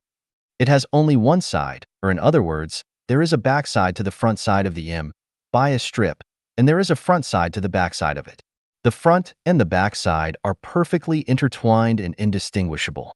Consider below the unity of opposites under conventional thinking. Up and down. Common sense believes that the top of the mountain is up and the foot of the mountain is down. The leaders are up and the masses are down. The sun is up and the earth is down. The head is up and the feet are down. The river has upstream and downstream. Unconventional thinking believes that there is no up and down in the universe, and that up and down is just a matter of concept. For example, the sun and the earth, from the perspective of the solar system, has no distinction of up and down, just the changing of positions. Is there up and down on the earth? The South Pole and the North Pole. Which pole is up and which pole is down? Look at the globe. Assuming that the surface of the earth is full of people, can you tell who is on top and who is on the bottom? Of course, we cannot. If we keep shrinking the earth to nothing, then all people on the earth will stand foot to foot, with their heads in the opposite direction. Now, who can tell whether the head is on top or the feet are on top? Of course, no one can. In the same way, is the top of the mountain up or the foot of the mountain up? Regardless of the direction, as long as we walk along a straight line, we will eventually return to the starting point. So, does the river have upstream and downstream? The masses can have no leaders, but the leaders must have masses. Then, are the masses at the top or are the leaders at the top? To have or not. Is there anything in the universe? In spring, flowers of all kinds are in bloom in the garden, contending in beauty and fascination, and in winter, what is left in the garden? Where are the dinosaurs? Where are our ancestors? If the Earth is hit by a laser beam from outer space, it will vanish instantly, and everything on the Earth, including the Earth itself, will disappear. What else do you have? Since elementary school, we have been struggling and striving in pursuit of possessions, but what do we get after death? A good name forever? Prosperous descendants? Immortal accomplishments? If the Earth shakes, will these things still exist? From a transcendental point of view, the more you pursue possessions, the result will be that you will own nothing. The more you pursue no possessions, the result will be that you will own everything. Shakyamuni, Jesus, Laozi, etc. did not pursue possessions, but they own everything. Thieves, liars, and corrupt officials are trying their best to pursue possessions, but they have nothing. If a peasant doesn't stop appropriately and think about his situation, he will always be a peasant. If a worker does not stop and look around, he will always be a worker. If a person does not calm down and perceive, he will always be a human. There is everything in emptiness, and there is emptiness in everything. I once asked a friend to give up everything and practice Taoism with me, but he couldn't let go of everything he had. He also wanted to glorify his ancestors and leave a good name for posterity. Watching him fall into human society and plunge into the real void, I could do nothing. With obstructed thinking, one is powerless. The sea of bitterness is boundless, so repent and be saved. Here repenting is unconventional thinking. Success and failure. There are no successes or failures in life. There are only different life trajectories. Success and failure are just the concepts of the laity. In the eyes of the laity, success is rank promoted, fortune made, and ancestors glorified, while failure is losing one's official position, losing money, being laid off, and being divorced. But from the perspective of the ultimate goal of life, only the 8 immortals and the 8 immortals crossing the sea, each showing their magical powers, are the winners. Looking back at thousands of years of recorded human history, who was the winner? The Egyptian pharaoh? Alexander? Caesar? Constantine, Charlemagne, Napoleon, King Arthur, Gregorian, Henry, Genghis Khan, Peter the Great, Washington, Lincoln, Hitler, Stalin, Gandhi, Mao Zedong, Bush, the heads of each state, Aristotle, Bacon, Dante, Columbus, Confucius, Martin Luther, Rousseau, Montesquieu, Voltaire, Marx, Darwin, Shakespeare, Newton, Einstein, Planck, Watson, Rockefeller, Bill Gates. If these people are successful, then are the others losers? If the dispossessed, homeless beggars along the street are defined as losers, then are the rest winners? Who is the winner? Who is the loser? Is there really a successful life? If there is no successful life, are all people failures? We annihilated 40,000 enemy troops. We succeeded. Did you succeed because you killed 40,000 lives? I frustrated all the competitors. I succeeded. Does it count as success by frustrating others? Dude, congratulations. We successfully robbed the Reserve Bank. It's so comfortable. I succeeded in swindling him out of all his money. You are so smart that you successfully transferred the company's property to your private account abroad. We successfully blew up the World Trade Center. We successfully released the atomic bomb on Hiroshima. I successfully spread the SARS virus. I successfully cloned people so that people don't know whose father he is or whose son he is. We successfully discharged wastewater into the river, and so on. Are these all successes? The well-known Napoleon Hill wrote a book, The Law of Success. His book has been sold in more than 30 countries and more than 20 million copies in more than 20 languages. He himself is called the creator of millionaires. Great. It's really great. But someone once said, walk along an impeccable line of reasoning. Everything is normal, but at the end you suddenly find yourself caught in a dilemma. I wonder if Mr. Hill has come to the end and found himself in a dilemma. The law of success teaches people how to succeed. So does it mean that people who have not read The Law of Success are losers? At what level is one considered successful? How much wealth does one need to have to be counted as successful? How many bank robberies does it take to be considered a success?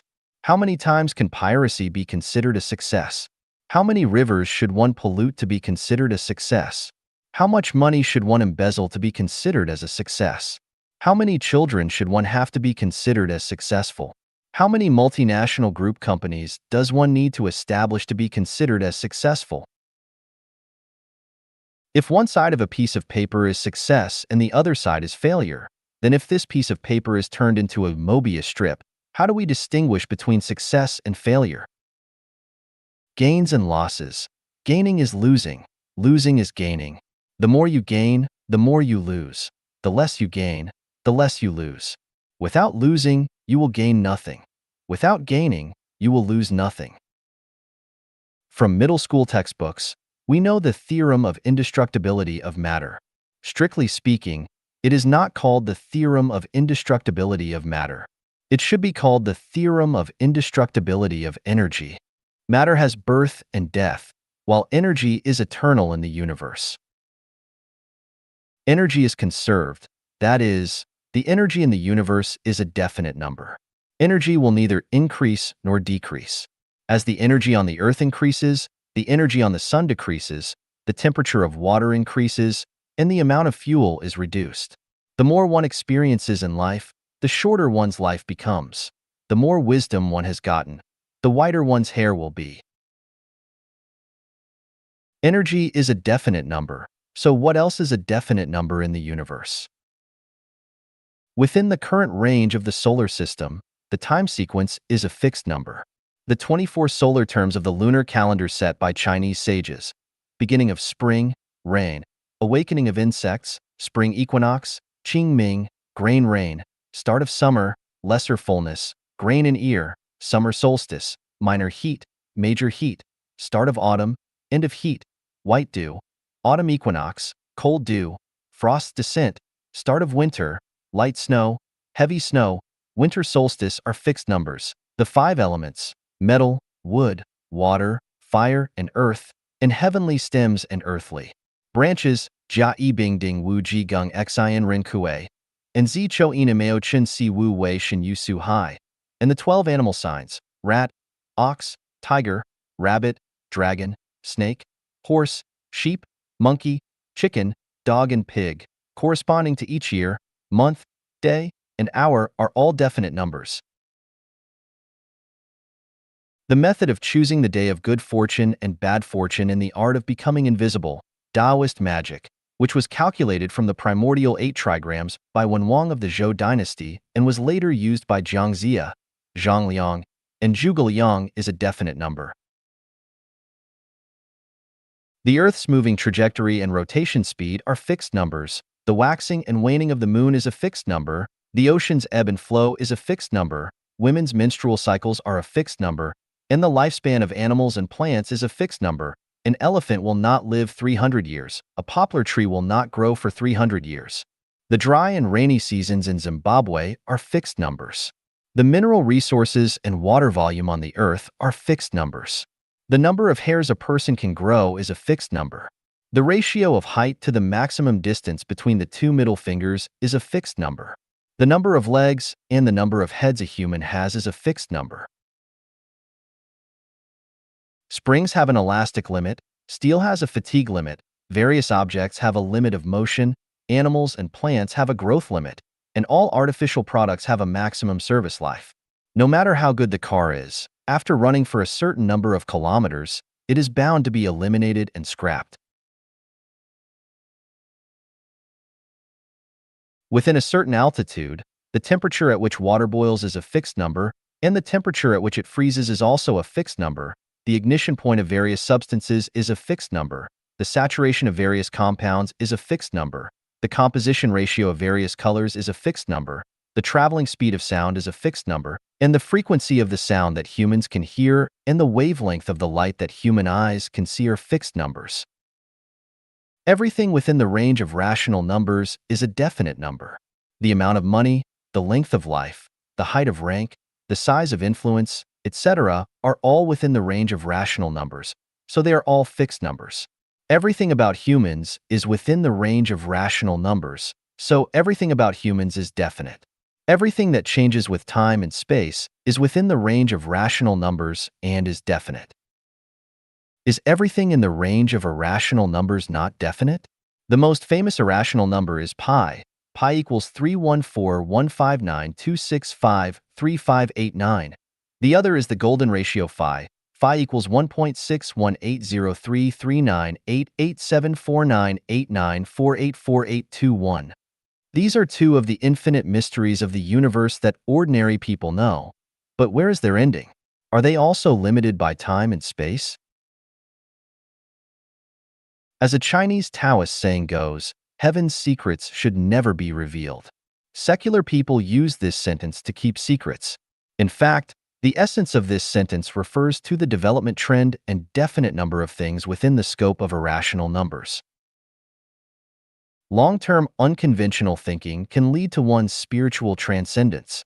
After transcending the regular ethics, one can realize many heavenly secrets.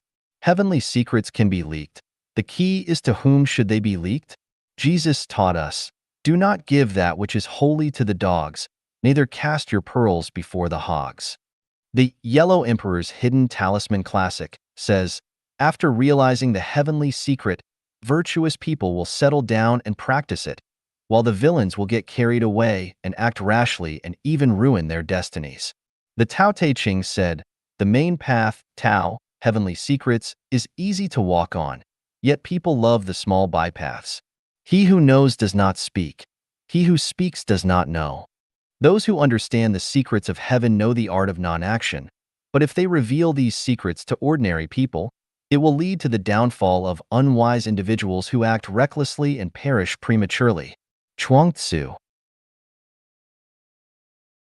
Shakyamuni once said to Subhuti, the Tathagata expounds it to those initiated into the Mahayana and the Supreme Yana. Those who take delight in the Hinayana, Theravada, and hold the view of an ego, a personality, a being, and a life, cannot listen to, receive, hold in mind, read and recite this sutra and explain it to others. The heavenly secret is not forbidden to be divulged. The key is that it will lead to a bad result if it is divulged. If I say, what can be imagined in the human brain is real, this will cause countless people to go astray. If you suddenly give a poor man 1,000,000 ounces of gold, he will be restless both day and night. He has to guard against thieves and robbers. He has to deal with his neighbors and friends borrowing money from him, and the many demands of kinsfolks and relatives. He has to deal with the local bureaucrats' apportionment as well as the advice and suggestions of good-hearted people and gentlemen, which will end up hurting him. So, I have to say, what I said is all nonsense.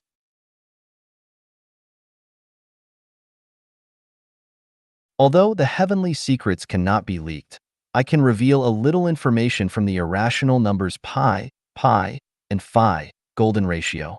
One is the universe is infinite and life is infinite. The second is, as a person, one's life is a finite cycle, but once the life goes beyond the category of a rational number, it enters the range of an irrational number. His life becomes infinite and non-repeating. It is like what is said in the Buddhist scripture, beyond the 3 realms and no longer subject to the 5 elements. It is also like speed. If the speed of an object is less than 7,900 meters per second, it can only live on the earth. But if it is greater than or equal to 7,900 meters per second, but less than 11,180 meters per second, it can fly around the earth. But once its speed exceeds 11,180 meters per second, it can get rid of the gravitational restraint of the earth, and it enters the huge solar system. When its speed exceeds 16,670 meters per second, it can freely enter the vast galaxy and experience the galaxy's various appearances and exceeding fascination and charm. The third is, time only exists in the world of rational numbers. There is no time in the world of irrational numbers. The wisdom of ordinary people has developed from natural numbers to irrational numbers, which can be said has reached its limit. If it develops further, it will enter the field of complex numbers, which is the field of thinking of gods and Buddhas. For example, the imaginary number 1 is not of the wisdom that ordinary people can understand, because imaginary numbers have illusory properties. You cannot find a practical example in the material world. Although imaginary numbers are used in electrical engineering and quantum mechanics, they are just a drop in the bucket of imaginary numbers, which is still polar away from the correct and comprehensive understanding of imaginary numbers. Let's put aside irrational numbers and complex numbers. Within the range of rational numbers, everything has a definite number. As far as people are concerned, the number of things everyone owns has been limited in their own life structure, just like the amount of water on the earth. If there is more water in the ocean, there will be less water in lakes and rivers, or less water in glaciers, or less groundwater. It is impossible to increase everywhere because the amount of water on the earth is a fixed number, a constant. The things one can own in life are definite numbers, such as health, longevity, beauty, wealth, reputation, freedom, happiness, wisdom, safety, children, etc. If the number of a person's possessions is set as 1, then each factor, assumed to be 10, accounts for 0.1. These factors are all on a very sensitive polyhedral seesaw. When beauty is greater than 0.1, the amount of health will be less than 0.1, or the share of reputation will decrease. When the amount of wealth is greater than 0.1, the quantity of freedom or happiness will decrease. And when the knowledge increases, the lifespan may become shorter and shorter. In a word, if one factor increases, the other or several other factors will decrease, and the total amount remains unchanged at 1. The definite number of people cannot be limited to a few years, decades, or hundreds of years. Otherwise, your understanding will go astray. Some people may use examples from real society to deny this theorem and ask, how do you explain a person who became a high-ranking official and made a fortune, has many wives and concubines, lives a long and healthy life, has a good reputation, and has many children and grandchildren? This involves the transformation of time and space and life structure. God Jesus said in the Sermon on the Mount, "But woe unto you that are rich, for ye have received your consolation." Luke 6 verse 24. Buddha Shakyamuni said, "Furthermore, Subhuti, if a virtuous man or woman receives, holds in mind, reads and recites this sutra and is despised by others, this person who is bound to suffer from evil destinies in retribution for his past sins, and whose karmic sins are now eradicated by the other's contempt, will attain supreme enlightenment." Anuttarasami Aksambodhi. Diamond Sutra, Chapter 16. Karmic obstructions can be purified. Immortal Laozi said, "When one is about to take an inspiration, he is sure to make a previous expiration. When he is going to weaken another, he will first strengthen him. When he is going to overthrow another, he will first have raised him up. When he is going to despoil another, he will first have made gifts to him." Tao Te Ching, Chapter 36. To sum up the teachings of gods, Buddhas, and immortals, it means that if you get more in this life, there will be less in your next life. If you suffer in this life, you will enjoy happiness and blessedness in the next life. If you are overspending from your bank account, you will have no money to use at critical times. If Tao wants to restrain you, it must first expand you. To weaken you, it must first strengthen you. To discard you, it must first make you prosper. To take away your blessings, it will first give you temporary enjoyment. In short, no matter where you go, what you own will always be one. In my opinion, those who are rich and powerful are very poor, and their prospects are very worrying, while those who are suffering, although their lives are extremely difficult, their prospects are very splendid. This is the paradox, which is hard to understand because of the lack of examples in reality. If I say, people enjoy blessings today because they accumulated virtues in their previous lives, and they are enjoying the blessings they gained by self-improvement in their previous lives. It is hard for people to believe it because few people know their own past life and future life, let alone other people's past lives and future lives.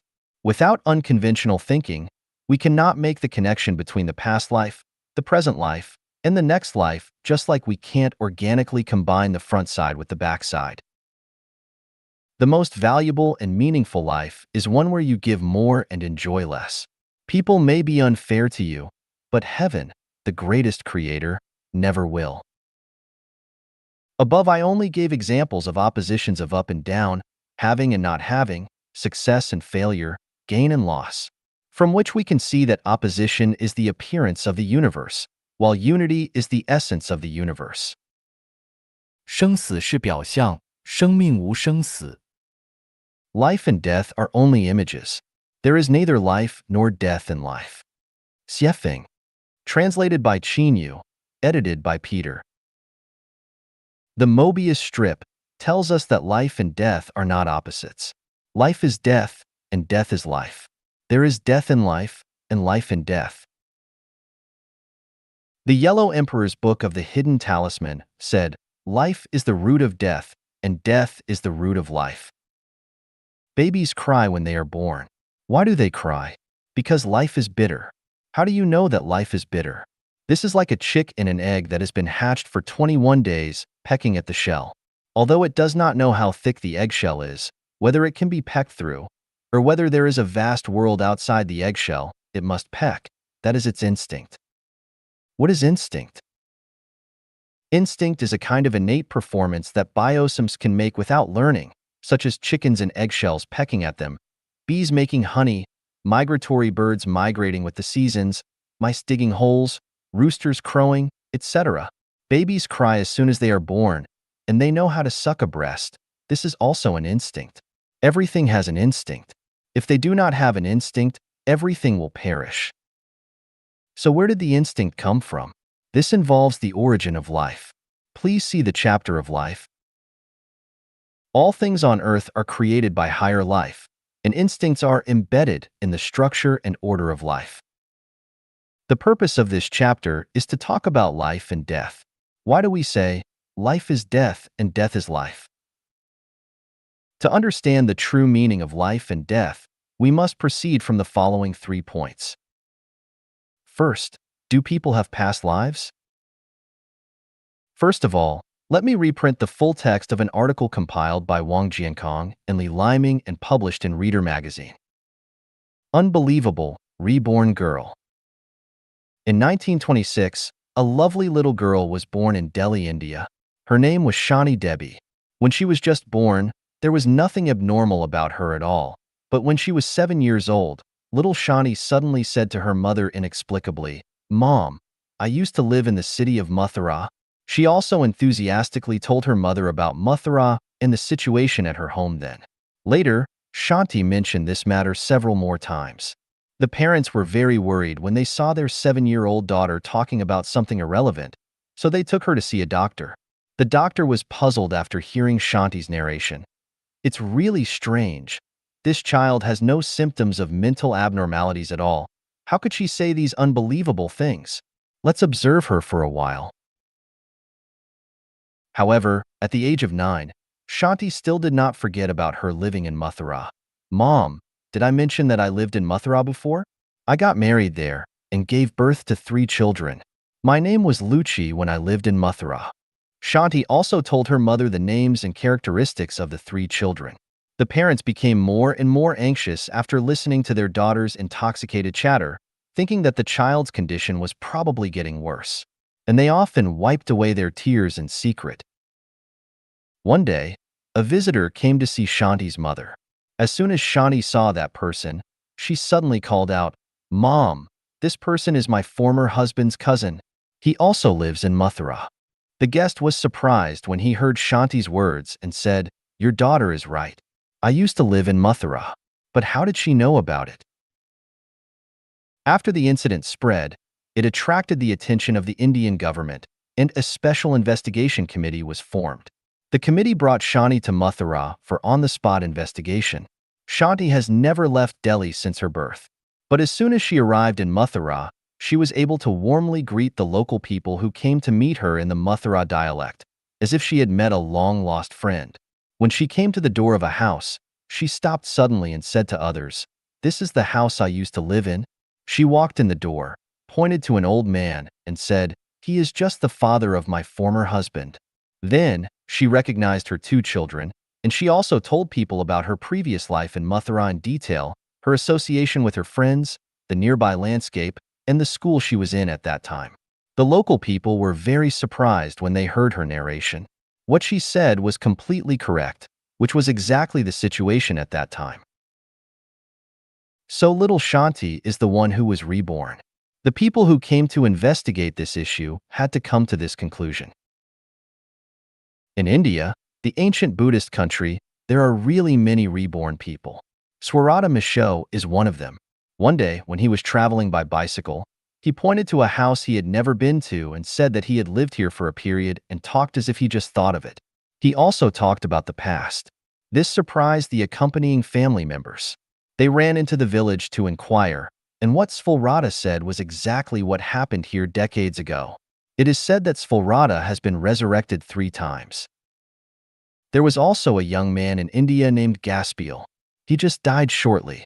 On the day a person named Yaki died in a village 35 kilometers away, Gaspier suddenly woke up in the coffin placed in his home.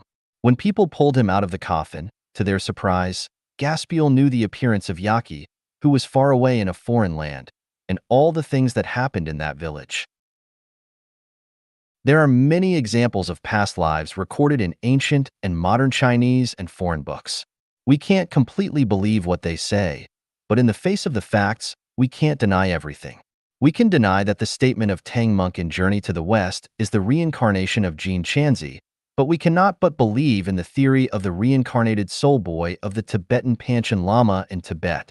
For example, Wendu Gongbao Kaidan, the reincarnated soul boy of the 9th Panchen Lama Sangdang Kyuji Nyama, was able to accurately select the utensils used by the previous Panchen Lama from other identical objects, and even more surprisingly, he was able to call out the name of Gajan Pong, who had sung for the Panchen Lama, from the crowd. Before that, the two had never met. Gongbao Kaidan was not discovered by accident. After the ninth Panchen Lama passed away, the Panchen Xingyuan, an organization dedicated to protecting the personal safety of the Panchen Lama of Tibetan Buddhism, began to search for his reincarnated soul boy. After several screenings and selections among the 17 possible reincarnated soul boys, 6 were initially identified. After many more procedures, it was finally identified that Kutinj Longer Gyatso was the reincarnated soul boy of the ninth Panchen Lama. However, Kutinj Longer Gyatso suddenly died of an illness. Why did he die suddenly? Because the real reincarnated soul boy was not him, but someone else. Having no choice, the Panchen Kinpo Conference Hall took the remaining 5 possible reincarnated soul boys to Kumbha Monastery. They wrote the soul boys' names on papers, wrapped the papers in tsampa, kneaded the tsampa into balls, and put them into a gold bottle. After a series of prayers and other activities, they shook the gold bottle in front of the public. A pill jumped out of the gold bottle during the shaking. They opened it, and it was Windu Gongbeo Kaiden's name on it. In fact, anyone who was a human being in the last life and reincarnated as a human in the next life will definitely have a feeling of déjà vu about a place suddenly and dimly in your life. In some places, although you have never been there, once you arrive, they must be reflected in your subconsciousness. You don't know what's going on, you just feel as if you have been here before. Of course, if you were an animal in your previous life, you will not have this kind of memory, but you must have a special love for a certain animal, and you are particularly disgusted or afraid of some animals. If you were a celestial in the 1,000-year world or the 10,000-year world, you will not have this kind of hazy memory, but you will definitely hate the selfishness of human society and subconsciously feel that you don't belong to this world. If you come from the Elysium world, you don't like meat by nature. Many wonderful hallucinations often appear in your mind, and you have an instinctive closeness to Buddhism. Second, do people really have an afterlife? It's hard for us to believe the hearsay of others, but we have to believe the theories and examples based on scientific research and clinical practice. There is an organization in this world called the International Association for Near-Death Studies, whose website is www.nderf.org. The results of this research organization show that people have an afterlife. Please feel free to contact them to discuss where people go after death. As living people, it is impossible for them to clearly know the scene after death, but for those who died but came back to life due to various reasons, it is true that some of them have experienced the scene after death. I myself started to explore the essence of life because of a fact that came into being 20 years ago.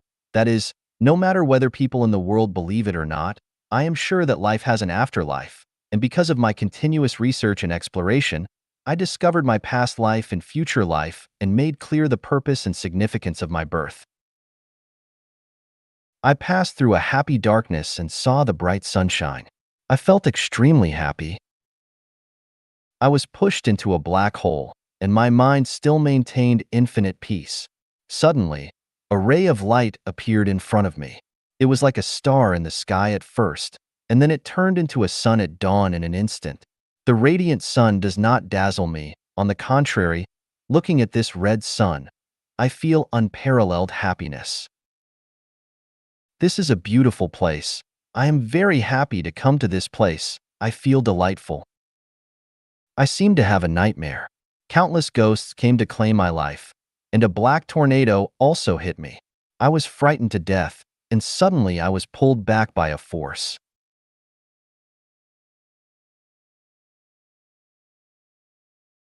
I watched the doctors tossing my dead body. Relatives and friends were mourning and crying, but I drifted farther and farther away from them. I was not sad. I felt extremely peaceful and felt that there was a beautiful place in the distance, and that is where I should be. The above are the memories and narrations of people who died and came back to life. Although they did not describe what kind of place they arrived at, it is certain that they still have a clear consciousness after death, and they also feel the beauty or dreadfulness of the place they are going to. It is certain that people will have an afterlife. There are only 2 kinds of eternal things in the universe. One is energy and the other is life. Without life, The existence of the universe is meaningless. Without energy, life will have nothing to attach itself to. Life is eternal. The so-called death is just the transformation of the life carrier. After the body of life dies, the spiritual body of life will enter another life carrier. After a dog dies, it may be reincarnated as a human being. Then, as a dog, it died, but it was born again as a human being. That is to say, life is the root of death, and death is the root of life. Where there is no death, there is no birth. Where there is no birth, there is no death. If the life of a dog does not die, then the life of a human cannot be born. To be born in the 1,000-year world, the life in the mortal world must die, and life cannot step into two rivers at the same time. So, what is the meaning of "in life there is death, in death there is life"? We know that the aging of the body is gradual and unconscious. If we take photos of the life mileage from birth to death every day, by taking out two adjacent photos and comparing them, you cannot see the difference between the two at all. However, if you compare the photos with the ones which were taken after a period of time, such as 1 month or a year, you can clearly see the difference between them. That is to say, life is dying every moment. In life there is death. So, is there life in death? Yes, there is life in death. We already know that life is eternal, and people have an afterlife. So what factors will determine our afterlife? Is becoming a cow, a pig, a human, an immortal, or a Buddha in the next life accidental or inevitable? We know that every result has an early cause. It is impossible for anyone to suddenly become a president. A desert will not suddenly become an oasis, and a tadpole will not suddenly become a frog. The change is gradual, but the result may be sudden. For a person to reincarnate as a beast in the next life, he needs to continue to do evil, to squander and waste. He needs not only to spend all the savings in his life bank, but also overspend and leave a deficit. Otherwise, he will not be able to reincarnate as a beast in his next life. In the same way, if a person wants to become a Buddha, he must consciously and voluntarily reach the point of having nothing. Not only can he not own money, fame, property, beautiful women, family, status, etc., but he must also not be obsessed with a certain concept or have disputes with common people, and of course he must not kill or eat meat. If you want to go to the 1,000-year world in your next life, your humanity must be perfect. So, are there any signs that indicate what kind of reincarnation criteria a person has reached at the time of his death? Yes, that are the different structures of neurons in the central nervous system of the brain at the time of death. Different structures have different colors. If a color scanner can be invented, when a person dies, open his neurocranium and you can see the color of his brain with the scanner. If it is colorful, it can be concluded that his life has gone to the 10,000-year world. If it is purple, he has gone to the Elysium world. If it appears red or green or blue, he must have gone to the 1,000-year world. If it appears white, he will be reincarnated as a human. If it shows a faint dark color, he will enter the animal world in the next life. If it is black, he will definitely go to the netherworld, or the frozen layer, or to the inflaming layer. In short, life and death are only images. Life has neither life nor death. Just like Seth said, death is not the end of life. 物种是进化来的吗？ Did life evolve from non-life? Xiefeng. Translation edited by Qinyo. Let's examine the validity of the evolutionist perspective, with Darwin as their pioneer, on the origin of species. Upon rejecting the Big Bang theory and the notion of life arising accidentally from water, and upon analyzing the theory of evolution, we realize its shaky foundation. Without the birth of life, can evolution truly exist? Where do eggs come from without chickens? And without eggs, where does the chicken come from? Like how DNA formation depends on protein formation, without initial protein presence, DNA cannot form. Which came first, protein or DNA? The core tenets of the theory of evolution are as follows. Before evolution, there must be at least one or several lives. These one or several lives have evolved into a diverse array of life forms on Earth today. Organism evolution results from heredity, variation, and natural selection. Evolution follows the logic of natural selection, survival of the fittest, the law of the jungle, selecting the superior and eliminating the inferior. When a species cannot adapt to its environment, or when the environment does not support a species' survival, it evolves into another species. Due to brutal competition and survival of the fittest, the weak are naturally eliminated, leaving behind only the strong. This implies that low-energy forms fade while high-energy forms emerge. From these aspects, we can deduce the following.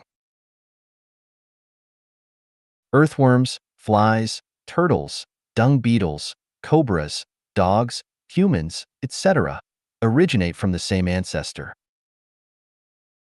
Due to deteriorating ecological conditions, to ensure species reproduction, some dinosaurs evolved into humans, while others became lions and wolves. Since weaker organisms are naturally eliminated, all insects are weaker than birds and will evolve into birds or more powerful animals. Similarly, herbivores, weaker than carnivores, will evolve into carnivores for species reproduction. Carnivores, weaker than humans, will undoubtedly evolve into humans for survival. The final outcome of survival of the fittest is that all insects and animals will eventually evolve into humans. Regarding humans, the strong prey on the weak and the fittest survive. People survive by plundering and killing each other. Strong nations only remain invincible by eliminating the weak. All plundering and killing wars in history align with the theory of evolution. Acts of kindness toward other species appear cruel within one's own race. Conversely, cruelty toward other species is seen as kindness within one's own race. Whether it's burning, killing, looting, or cheating, any means to eliminate the weak and strengthen oneself are justified. Hence, Hitler's actions were 100% correct. Humans will continue to evolve. Eventually, wings will grow on their backs, eyes on the back of their heads, and they will breathe out fireworks and emit laser light from their eyes. Further analysis is unnecessary. Based on the 10 outcomes mentioned above, we can assess the viability of the theory of evolution. As we observe humans becoming smarter and more capable with each generation, we assume human evolution. However, this increased capability depends entirely on accumulated knowledge, and the essence of human life has remained unchanged since ancient times. Our genes, as human beings, have not changed. Our ancestors had 2 eyes, and we still do. Our blood was red then, and it remains red now. Our body structure has not gained or lost any organs or parts compared to our ancestors. If modern children could run like deer or zebras at birth, it would confirm human evolution. If monkeys and apes' brains are similar to humans in learning, memory, and thinking, we can deduce that humans evolved from monkeys. I will delve further into the topic of biological evolution in future chapters, particularly in the Greatest Creator chapter of Life of Genuine. I encourage you to continue contemplating this issue. 盲区 The Blind Zone. Xiefeng. Translation edited by Chinyo. If we observe a blind person, we will find that he is constantly feeling his way forward. He cannot stride confidently on winding roads, nor can he see the potholes and stumbling stones ahead. We feel genuinely saddened by this. But what about those of us with sight? We eagerly unpack our treasures, investing everything in a marriage, only to face the painful experience of divorce a few years later. Why couldn't we foresee the outcome back then? We sincerely invest time in friendships, only to be betrayed, robbed of our savings, and even lose our spouses. Were we blind to the truth from the start? We wholeheartedly support someone's rise to power, only to discover him indifferent to our well-being and willing to trample us underfoot. Why were we blind to their true nature? We extend compassion to someone in need, sparing no effort to help him overcome one difficulty after another. However, Once his wounds are healed, he turns around to bite us, not only stealing our wealth but also spreading rumors and slandering us, portraying us as worthless. Did our eyes truly perceive their nature from the outset?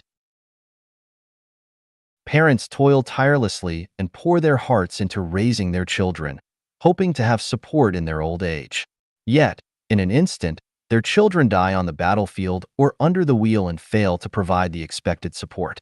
Given such outcomes, how accurate was our foresight from the start? We labor tirelessly to raise our children, pouring our hearts and souls into their upbringing. Yet, in our old age, we find ourselves abandoned, without the familial support we hoped for. What was the purpose of our endeavors? Were we blind to the future? When we were at school, we studied certain subjects for getting food and sleep, but after graduation, we were unable to pursue the majors we studied. If we knew this before, why did we bother to waste money and energy? We work from dawn to dusk, live frugally, rack our brains, and work hard all our lives. When we are about to die, think about what we have gained. What were we blindly busying for? We can't see the substances with wavelengths outside the light range of 400 to 700 nanometers. We can't see the epidemic germs flying in the air. We can't see the radioactive elements invading our nerve cells, and we can't see viral bacteria filled in the rivers. The welfare of the public is lost virtually. We also turn a blind eye.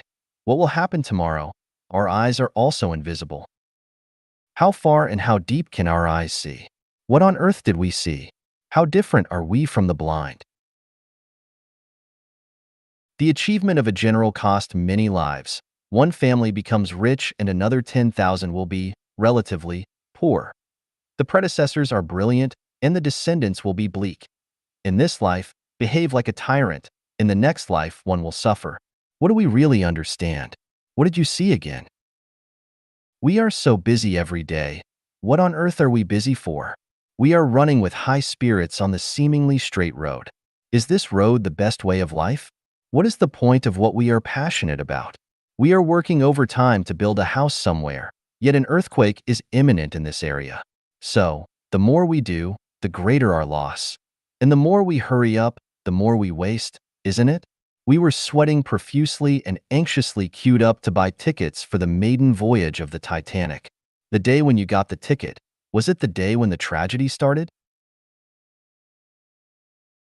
A few years ago, one night, I was driving a four-wheel drive Toyota pickup truck on a jungle path in Binka, Zimbabwe, when a rabbit jumped out onto the path and attempted to cross. I slammed on the brakes, but it was too late. The rabbit was crushed to death under the wheel. Oh, rabbit, why do you hurry across the road? If you slowed down for a few seconds, you could pass safely. Does speed really make you safer?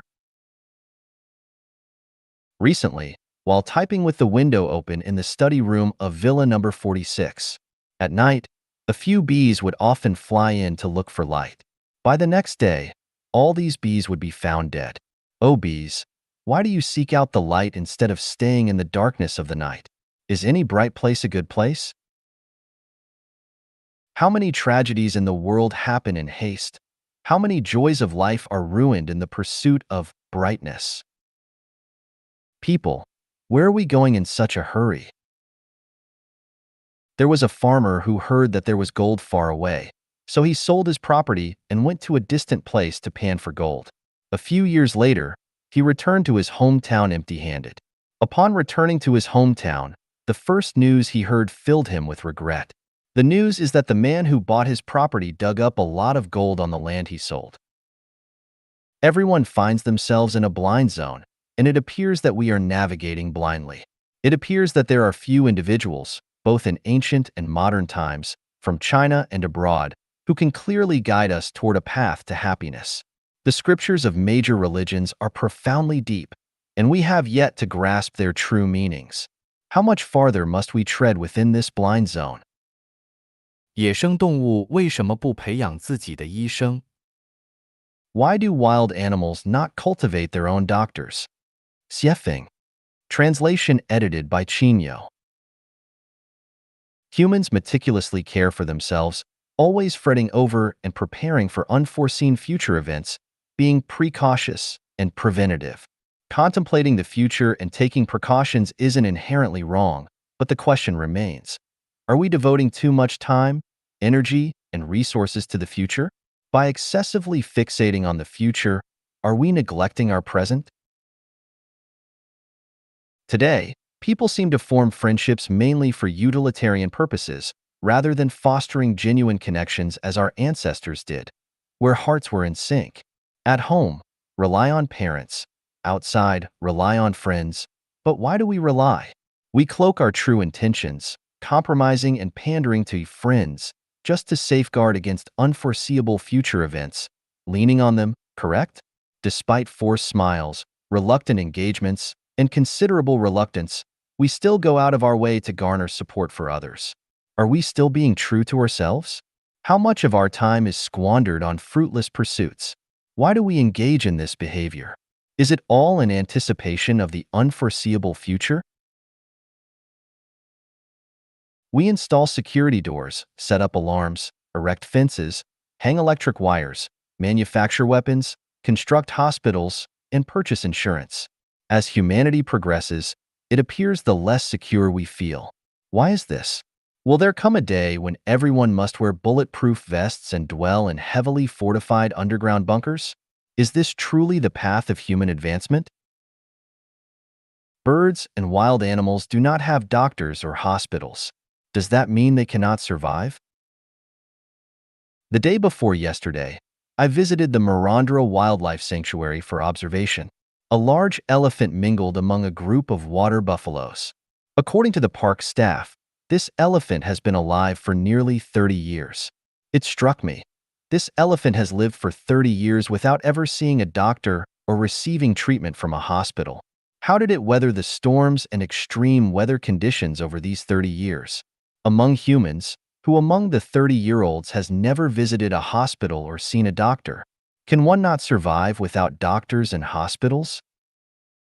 I'm not suggesting that having doctors and hospitals is detrimental.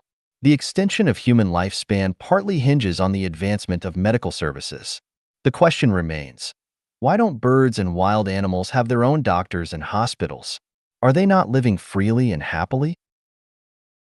In the courtyard of the villa where I reside, the vegetation flourishes. Every day around 4:30 in the morning, birds chirp in unison, and around 5 o'clock, when I open the window, I can observe a dozen or more species of birds merrily chirping and catching insects. They appear so carefree and liberated, utterly unconcerned about world affairs, currency fluctuations, the Iraq crisis, or the Asian financial turmoil. I wonder, should humans take a cue from birds?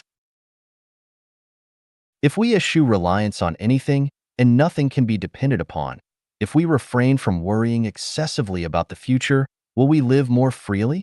Let what comes, come, and let what goes, go. Wouldn't life be simpler? 思维误区 Misconceptions in thinking. Xiefeng. Translation edited by Chinyo. Failure is the mother of success. Is it really so? The original intention of this argument is to encourage people not to be discouraged by failure, but to learn from it in order to achieve success. It seems that the great inventor Edison once said, "Who says I failed? I already know 9,900 ways that won't work." From this, people mistakenly believe that Edison's success is entirely due to failure. Thus, failure is the mother of success. In fact, Edison's success is entirely based on his repeated successes. Without the multiple successes in the early stage and the confidence gained from other successes, he would undoubtedly fail. The truth is, from the perspective of probability theory, success breeds success and failure breeds failure. Successful people will continue to succeed, while failures will continue to fail. Individual or minority examples are not sufficient to establish a theorem. True lovers eventually become a couple. Is it true? This idea seems to tell us that all married couples in the world are loving and affectionate lovers. Let's ask ourselves honestly, have you and your loved one become a married couple? The fact is, it is difficult for lovers to become married. If lovers do become married, the outcome is often the drowning of affection. Live and work in peace and contentment. Is it possible? Without a job, how can one live in peace? Would pies fall from the sky? It should be only by enjoying work can one live in peace. In today's world, many young people start their careers first and then start a family, which is correct. Safe and sound. Half right. Being safe leads to being sound, but being sound leads to being safe. Steel is refined through 100 trials. Try it. After 100 attempts, will it become steel or gas? Ever-changing. Yes, without rules to follow. Acting without rules, indeed it is ever-changing. Wisdom comes from experience. Must we experience everything to gain wisdom? Time flies, life is short. If we cannot cleverly make use of things, if we cannot learn from others' experiences and lessons and apply them to different situations to gain wisdom, and instead insist on trying everything by ourselves, isn't that foolish? The only way to catch tiger cubs is to go into the tiger's den. How many spy satellites are hovering over us, observing our every move? With interconnected computers, the world situation can be observed in an instant. In this era, do we still need to risk our lives to catch tiger cubs in their dens? Truth lies in the coffin. Don't expect to find truth just by closing the coffin. People will review history from thousands of years ago for comments. We should still follow Tao and not care about the content of the eulogy when we die. Associate with the wise and you become wise. Associate with the foolish and you become foolish. Nuns think about having a drink in the lively place, and prostitutes want to get away early and cultivate virtue. There are many corrupt officials among the emperor's followers, and there is justice among the gangsters. Who says, associate with the wise and you become wise. Associate with the foolish and you become foolish? A newborn calf is not afraid of tigers. The opposite is, a newborn tiger is most afraid of cows. The viewer sees better than those involved. The truth is, those involved see better, while the viewer is confused. He who has the truth on his side has the majority. Aside from negative cosmic energy, the rest seems to be, the strong have more help, the weak have less help. A dog relies on its master's power. Similarly, people rely on the power of dogs. A bosom friend afar brings a distant land near. Without anyone recognizing oneself, one's neighbor is as distant as the ends of the earth. Once called, it comes. Once waved, it goes. It comes when called, but it's hard to make it go when waved. The strong wind reveals the sturdy grass. Sturdy grass recognizes the strong wind. Do not do unto others what you do not want done to yourself. What you do not want done to yourself, you easily do unto others. Listen to both sides and you will be enlightened. Heed only one side and you will be benighted. Heeding only one side leads to darkness, and listening to both sides also leads to darkness. If you want something, you must give something in return.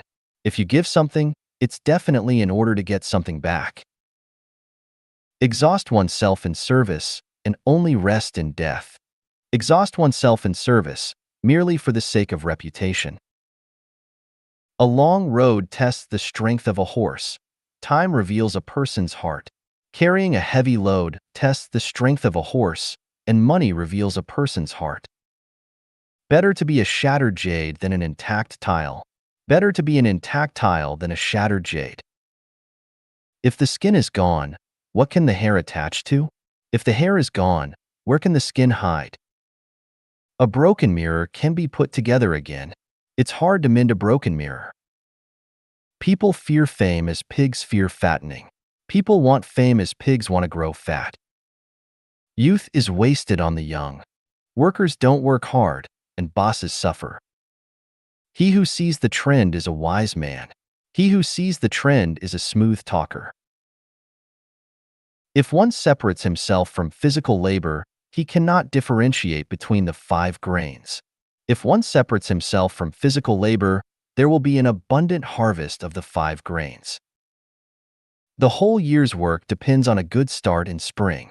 The whole year's work depends on a good start in winter. All crows are black. All crows are not as black. To spin a cocoon and trap oneself in it. To spin a cocoon for self-defense. Of the 36 strategies, running away is the best. Of the 36 strategies, intangibility is the best. 3 shoemakers surpass Zhuge Liang. 3 shoemakers are still shoemakers. Traveling 1,000 miles is better than 10 years of reading. 1 year of reading is better than traveling 1,000 miles. If you don't listen to the old man, suffering is in front of you.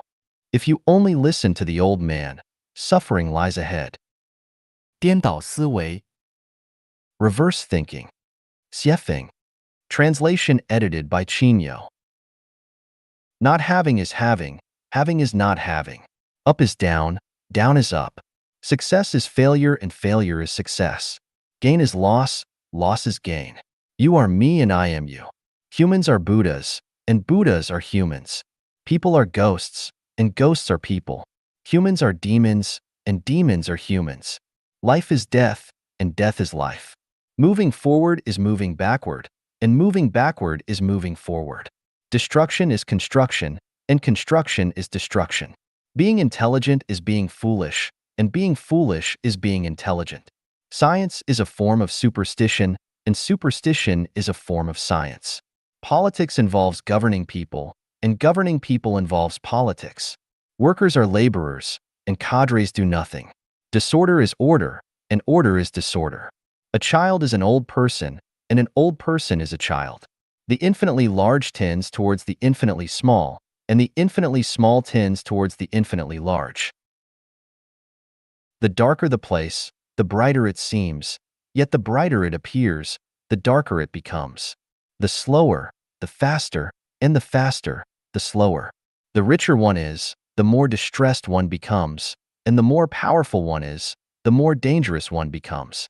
The kinder you are, the more foolish you may seem, yet the more foolish you appear, the wiser you may be. The poorer one is, the less trustworthy one is perceived, and the richer one is, the greedier one becomes. The more useless something seems, the more useful it may be, and the less one possesses, the freer one may be. The more enticing something appears, the more it may consume one's life, and the more delectable something seems, the more it may harm one's health. The more one has, the more one will gain, and the less one has, the less one will be bestowed. Looking at people from afar, they appear beautiful, but up close, they seem ugly. Similarly, pigs appear hateful from a distance, yet charming up close. The nourishment for humans is not food, but the different molecular structures of energy, qi, within food. If one consumes this energy directly, they may bypass the need for food altogether. When God created humans, humans began creating gods. When humans raise cows, cows start to raise humans. When humans invent computers, computers will eventually invent humans. Because we have eyes, we don't see what we should see, but we see what we shouldn't see. Because we have mouths, we don't eat what we should eat, but we eat what we shouldn't eat. Those who achieve success early often decline early. Early intelligence can lead to early confusion. Early sorrow can turn into early joy, and early happiness can turn into early sorrow. Those who rise early tend to sleep early, and those who sleep early often rise late. The more one loses, the more one gains. Conversely, the more one gains, the more one loses. In having nothing to lose, one has nothing to gain, yet in losing everything, one gains everything. The ultimate objective of life is not to approach death, but to journey towards another world. Much like the ultimate aim of a fetus is not to grow within the womb, but to enter the world.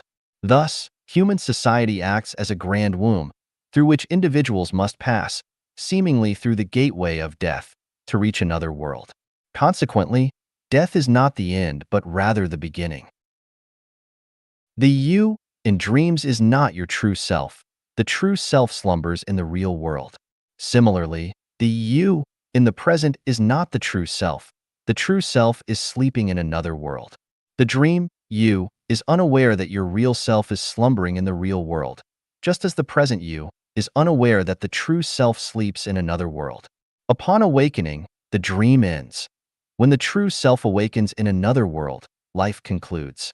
If one dies suddenly, it is because the true self in another world did not awaken naturally but was abruptly awoken by others.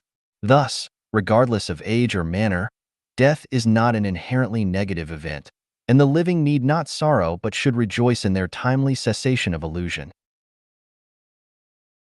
From the perspective of conventional thinking, the sun unquestionably revolves around the earth, as observed rising from mountains, water, and the horizon, and setting on the opposite side at dusk. The ancient text, Shan Hai Jing, contains a fable titled Quafu Chasing the Sun, wherein the protagonist Quafu perishes due to his adherence to conventional thinking. Similarly, Copernicus was burned alive for expressing a treasonous and heretical notion. The earth revolves around the sun, rather than the sun around the earth. Consequently, conventional thinking is often the folly of fools. We frequently refer to sea level, yet it is not a level surface but rather a curved one. When traveling by Boeing 747 from Johannesburg to Hong Kong via Bangkok, the altitude of the plane remains relatively constant, leading us to assume it flies straight and parallel. However, the flight path is not linear but rather curved.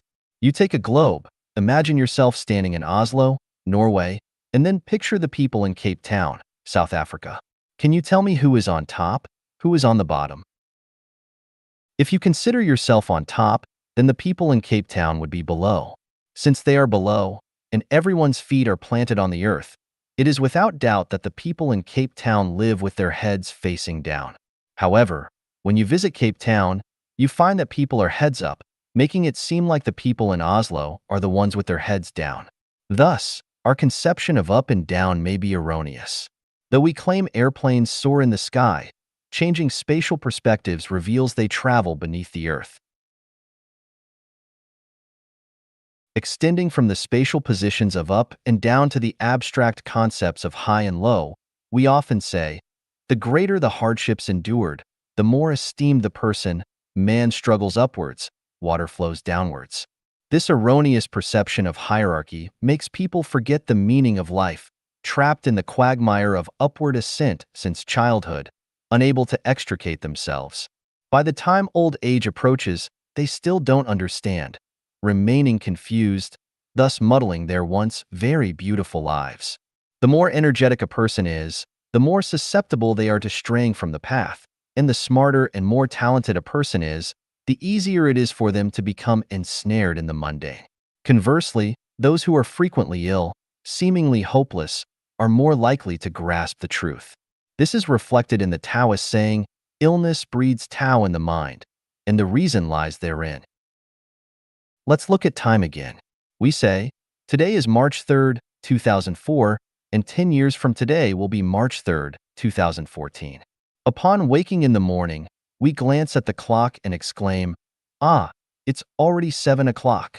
When conversing with friends, one might remark, time flies so quickly. I'm almost 40 years old. We feel as though we're swimming in the vast ocean of time. Life is fleeting, and the years are unforgiving. The older one gets, the more prone they are to sighs and regrets. The sunset is infinitely good, but it's almost dusk. Knowing today, why regret yesterday? Time, like a demon or cancer cell, consumes people's happiness, hope, and lives. But let me ask you, where does time come from? Does time truly exist in the universe? Is time really so precious? You may find yourself perplexed. If I were to tell you, time is a construct of humanity, it doesn't truly exist in the universe, and time isn't inherently valuable, you might find it puzzling. If I were to further assert, you've created time as this specter, this illusion, to intimidate and torment yourself, you might begin to question my sanity. Delving deeper, have you ever dreamt of deceased loved ones? The relatives you see in your dreams aren't truly dead.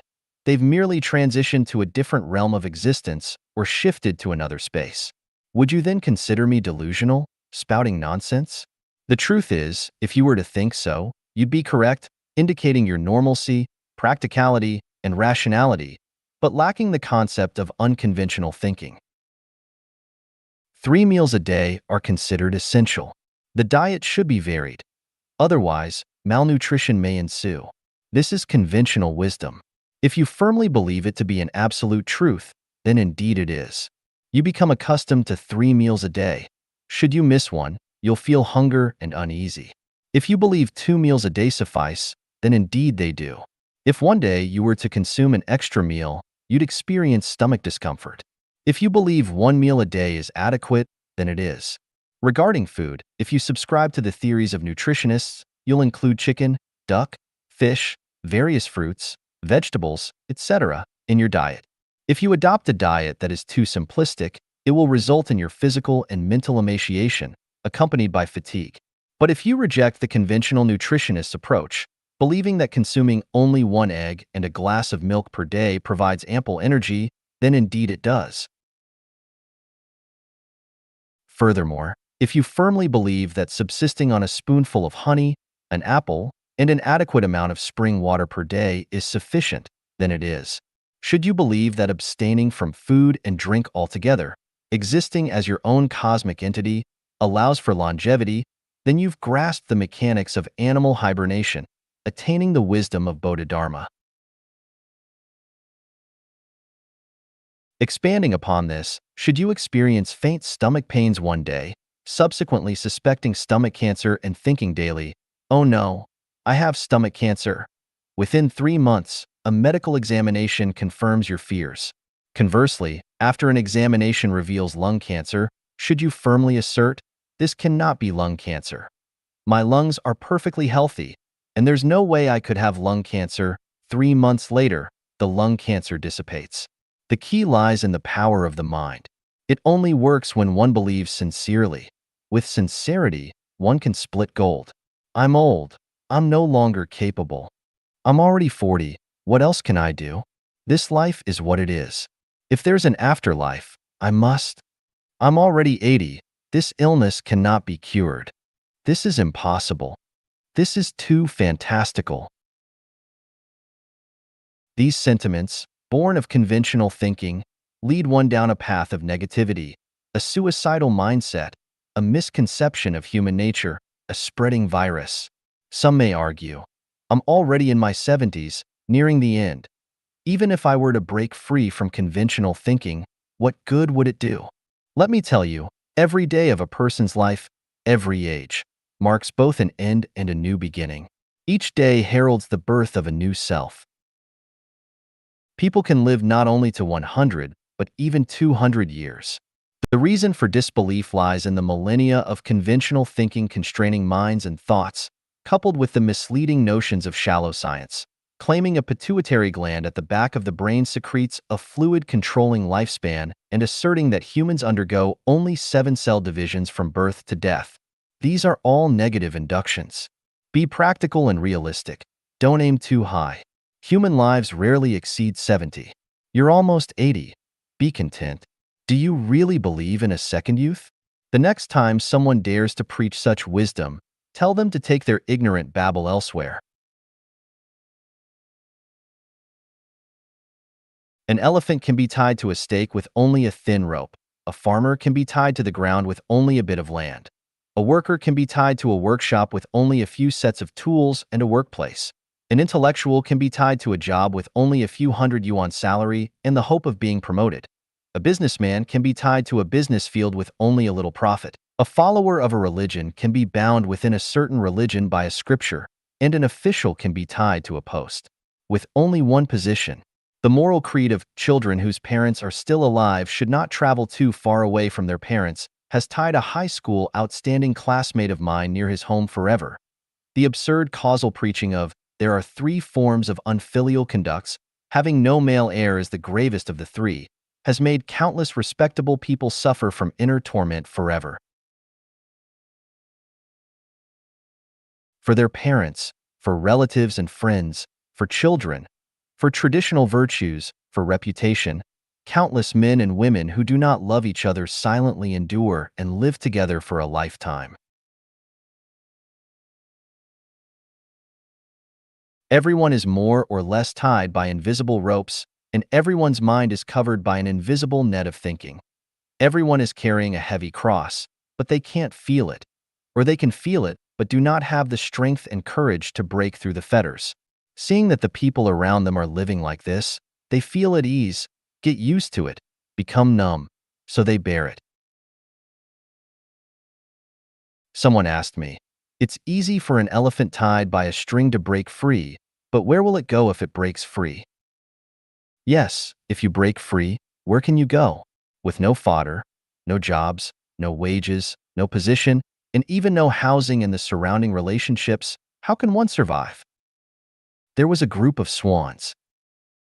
Every autumn, they flew over thousands of mountains and rivers in a group, singing songs all the way, admiring the green mountains and blue waters under their wings, and going to the far south to open up new living areas.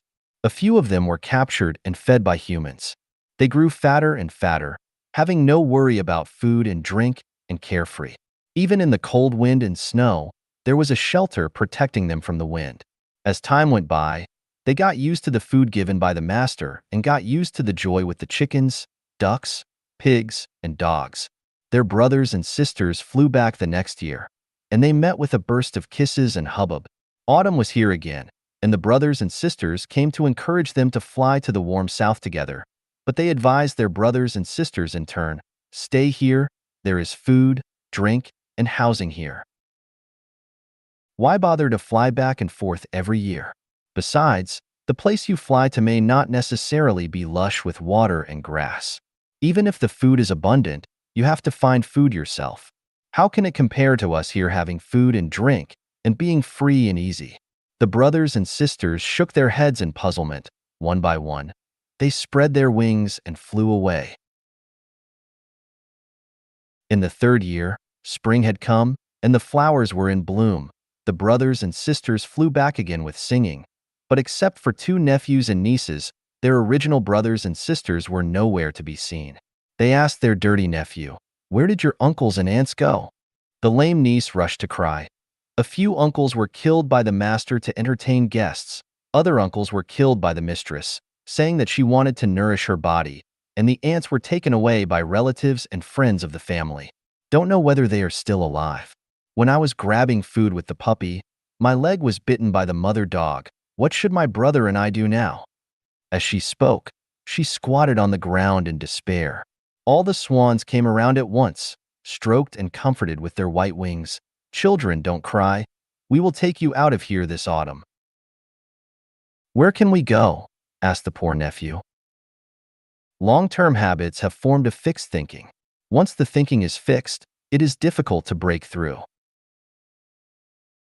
Let's look at another phenomenon. The wholly devoted state of Africans praying for blessings. Groups and groups of Africans on the African land are all dressed in white clothes, regardless of the wind or rain. They go to the big tree, or kneel on the grass to repent and pray. What kind and honest people! The wholly devoted state of Africans praying for blessings. Groups and groups of Africans on the African land are all dressed in white clothes, regardless of the wind or rain. They go to the big tree, or kneel on the grass to repent and pray. What kind and honest people! I respect these kind-hearted people and hope that all people will go to mosques, Buddhist temples, Taoist temples, churches, and kingdom halls to participate in activities and listen to teachings. I bring this up just to talk about the problem of thinking. All religions have their own rituals and forms, and they have fixed activities every day, every month, and every year. What I want to ask is, can these rituals, forms, and activities alone enable you to be liberated, reborn in heaven, in the Elysium world, or the Millennium world? I have no objection to your beliefs. The problem is that you must figure out what you believe in and whether its past and future are clear. If you don't know, will all your efforts be in vain, and will you go astray? Just take Buddhism as an example. Shakyamuni Buddha said in the Diamond Sutra, "Those who see me in form and seek me in sound are treading the heterodox path and cannot perceive Tathagata." What is form? Form refers to material forms, things that can be seen and touched. Then, is paying homage to Buddha statues, burning incense and kowtowing and praying in accordance with the teachings of Buddha? If a physical body goes all the way to a temple to worship a physical statue, does the behavior itself violate the teachings of the Buddha? Is it already on the heterodox path? Everyone who worships the Buddha statue, I want to ask you, where is the Buddha? Is the Buddha in the temple? If you don't have Buddha in your heart, even if you travel all over the world, you can't find Buddha. If you have Buddha in your heart, there are Buddhas everywhere. If you really want to worship Buddha, you must keep in mind the teachings of Buddha. First, worship Buddha in your heart and learn from Buddha in speech and behavior. Only in this way can you understand the principles of Buddhism, perceive the nature of Buddha, and finally become a Buddha. Worship that emphasizes form but ignores content is a kind of blasphemy against gods and Buddhas. Rituals and forms are a kind of restraint, a kind of pretense, just to strengthen people's beliefs, and a means and process of dissemination. Whether you attain Tao depends entirely on your own psychology and actions. If you don't have it in your heart, it is useless, and not even if you burn incense and kowtow every day. Go to temples and Taoist churches to worship statues of gods every day. If you have it in your heart, even if you have never been to a temple or church, you can become a loyal disciple of gods and Buddhas. Due to the limitation of conventional thinking, most people think that gods and Buddhas are in temples, Taoist temples, and churches, or in some places that are indefinable. They believe that as long as they participate in religious activities and hold ceremonies, they can get the blessings of gods and Buddhas, and their merits and virtues are fulfilled, and they will attain the state of spiritual immortality. It is actually very wrong. In fact, gods and Buddhas are one with humans, and gods and Buddhas are on us, and gods and Buddhas cannot be deceived. Everyone has divinity and Buddha nature and interacts with the gods and Buddhas in other dimensions.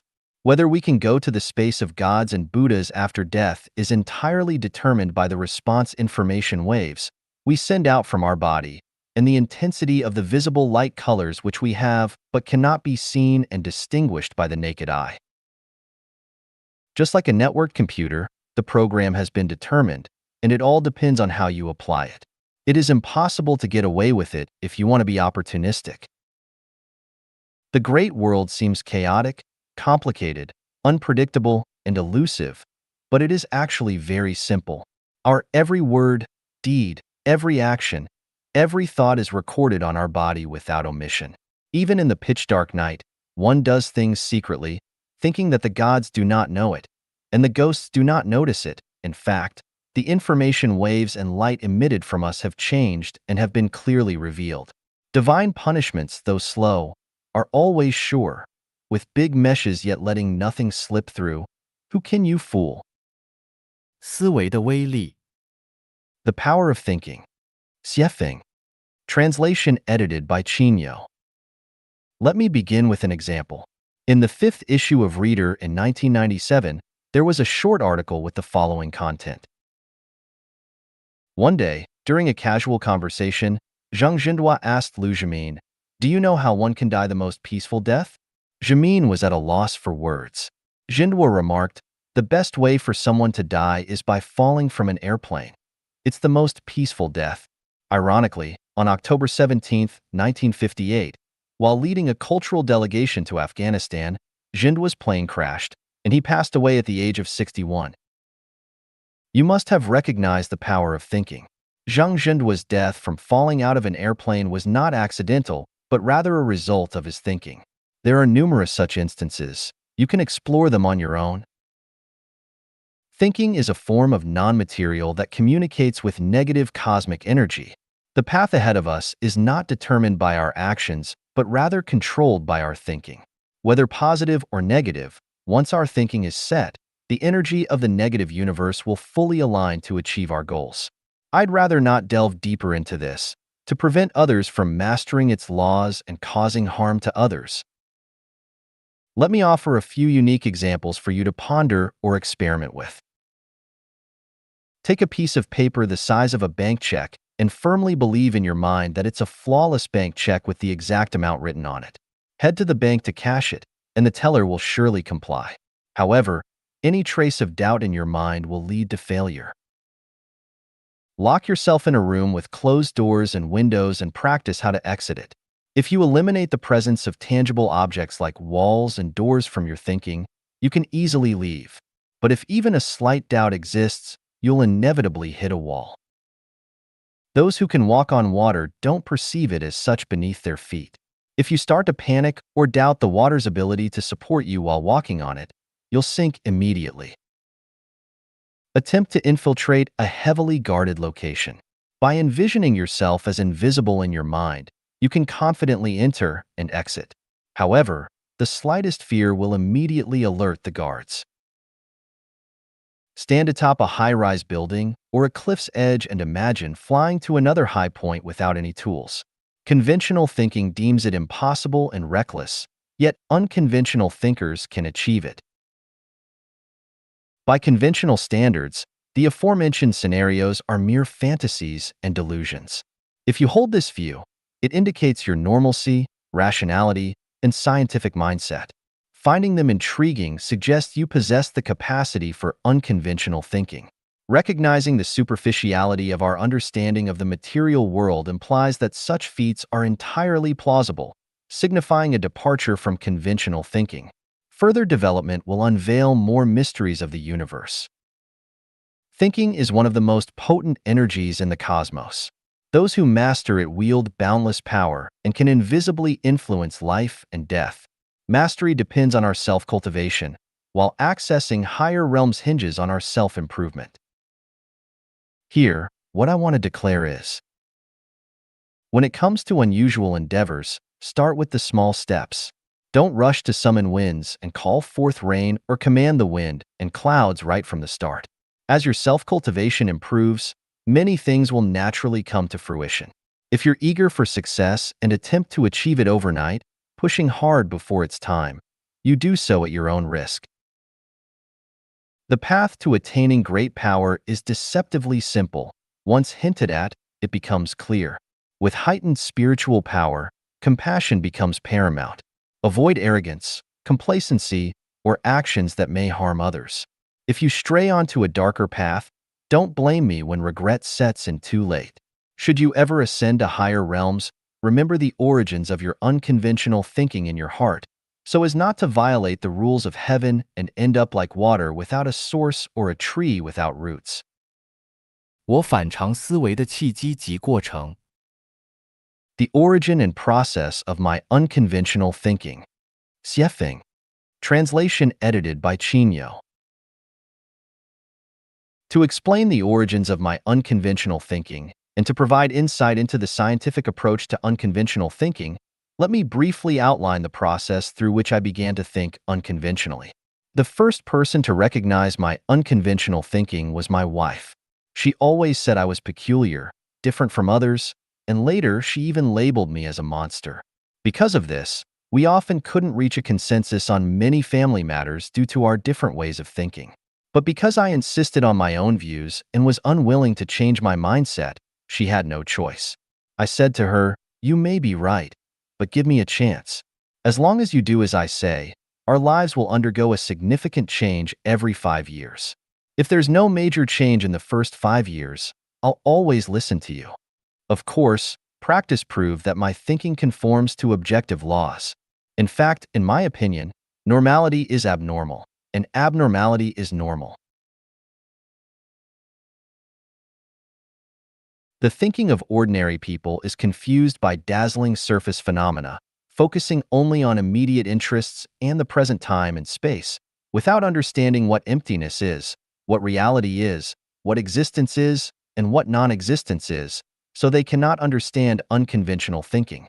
Some people are purely blinded by their own arrogance, selfishness, and jealousy. Their conventional thinking confines their minds. Some people are blocked from wisdom by inferiority, poverty, stubbornness, illness, and prejudice. In my view, the vast majority of people are covered by layers of nets and can never break free without external force. Some may ask, am I not doing fine? Where should I break free from? Aren't you just like me, living on the earth? Indeed, I am just like you, living on this earth. The difference is that I know why I'm alive. while you are living in confusion. When I die, I know where I'm going, while you may end up in hell. Now, let's get back to the point. In the first issue of the Reader's Digest in Gansu, China, in 1987, there was a question in a reader survey. What are your hobbies? My answer was self-anesthesia. This statement appeared in another issue under the Report on the Reader's Survey Form section with a comment. A reader pessimistically wrote, self-anesthesia? He made very pertinent comments on our publication while sharply criticizing certain social phenomena. He did not sign his name. Self-anesthesia is probably just self-deprecation. He is actively contemplating and feeling the responsibility on his shoulders. Why did I choose self-anesthesia? Because I found that this world is upside down. People live upside down, and everything they see is inverted. The opportunity that triggered such thinking for me was in 1982 when I was generating electricity in the Chilean mountains at an altitude of nearly 4,000 meters. I had altitude sickness, with my heart beating 120 times per minute. I often had headaches, felt weak all over, and had to stop and catch my breath after walking a few steps. I choked while eating, and 2 months later, my nails started to indent. I raised my difficulties to the leadership, hoping to be transferred to the temporary workshop below the mountain. At that time, Dr. Lee, who later committed suicide, from the team also helped me plead with the leadership, but the answer I got was, this is the arrangement of the organization and the revolutionary work needs it. Other places are already full, and you only have this position. At that time, the leader who had previously worked as a laborer and later became a political instructor stabbed me, saying, you have no sense to appreciate favors. Helpless, I thought of running away, but to my surprise, all the drivers entering the mountain didn't let me hitchhike. It turned out that there was a rule that drivers were not allowed to take people out of the mountain without the permission of the leadership. I thought about walking out, but it was not easy. Trucks from Human City, where Iron Man, Wang Jinsi had worked, would take nearly 7 hours of bumpy driving to reach our work site. Along the way, except for occasional tints of Tibetan herdsmen, there were almost no signs of human habitation. Could I walk out? I realized that I must have incurred this ordeal because I had offended the brigade leader. Understanding this, I felt relieved. My first thought at the time was, to save myself? I thought, if grass can grow on the mountain, it must have the ability to withstand the cold. So, I began to look for edible grass. Fortunately, there was a wild onion on the mountain that looked like garlic and tasted like onions. I started to eat it in large quantities, firmly believing that eating this onion would relieve my altitude sickness. Whether it was a psychological effect or the effect of wild onions, I gradually adapted physiologically. Once I found that my life was no longer in danger, I felt that the world was vast. Apart from the time for sleep each day, I remained silent and reserved, no longer seeking approval from others. I concentrated all my time on sitting on the top of the mountain, starting a few months of intense contemplation of life from the simple and practical slogan, organization arrangement, revolutionary work needs, commonly used by leaders. Although I didn't realize the true meaning of life at that time, I already knew many mysteries of life. The mystery is to look at the world and life in reverse, using reverse thinking to understand the connotations and extensions of things and phenomena. For example, organization arrangement, revolutionary work needs can be understood as personal arrangement, leadership needs. Labor is most glorious is interpreted as being an official is most glorious. Model worker is seen as ignorant model. 3 goods becomes 3 bads. Advanced individual transforms into brainless individual. Moving closer to the organization signifies moving closer to the leadership. Revolution equates to deprivation. Obeying the organization's arrangement implies suppressing one's own personality. Reactionary individual may represent thoughtful individual. Good comrade might signify someone who doesn't adhere to principles. And mischievous person could indicate someone with some talent, and so on. Outwardly, I went with the flow, following nature, trying to maintain harmony with people and leaders as much as possible. Sometimes, I also showed off and competed for excellence or the three goods, but inwardly, I didn't care about the people and things around me at all. But all this couldn't be discussed with people. Everyone was busy chasing colorful bubbles, and they didn't understand what I was talking about. I thought it was better to self-anesthetize first. 4 years before going abroad, when I was still a middle school teacher, Mr. Li Zhengrui, the director of the Lantau Information Office, asked me to contract his office. I wrote to him, telling him that I wanted to go abroad first, because my thoughts at the time were out of sync with the times and the surrounding environment, and I was afraid of becoming a frog at the bottom of the well. I could only leave my homeland, go to a foreign country, and breathe different air to verify the correctness and universality of my thinking. Today, my ability to write Life Genuine abroad is the result of unconventional thinking. Some may perceive it as mere good fortune, but in truth, it was a deliberate plan on my part. However, don't mistake it for scheming. I'm simply employing unconventional thinking and the principle of non-action, Wu Wei. Who can predict what will happen to themselves 4 or 5 years from now? Probably 90% of people can't do it. After descending the mountain, I set aside orthodox works like Marxist-Leninist writings and Mao Zedong's selected works, and instead delved into the thoughts of Sakyamuni and Laozi to experience their thinking. Then I studied the I Ching, Book of Changes, Bagua, 8 Trigrams, Chimen Duanjia, The Art of Becoming Invisible, Taoist Magic, Palmistry, Chiromancy, Astrology, Feng Shui, 8 Characters Divination, Solar Term Picking, Yin and Yang 5 Elements, Name Mysteries, Huangdi Neijing, Yellow Emperor's Inner Canon, and Basic Traditional Chinese Medicine, among others, which are considered by some to be superstitious or unorthodox. I also scrutinized Maslow's hierarchy of needs theory, Freud's psychoanalytic theory, and Nietzsche's philosophy of the Übermensch. None of the above fully answered my questions.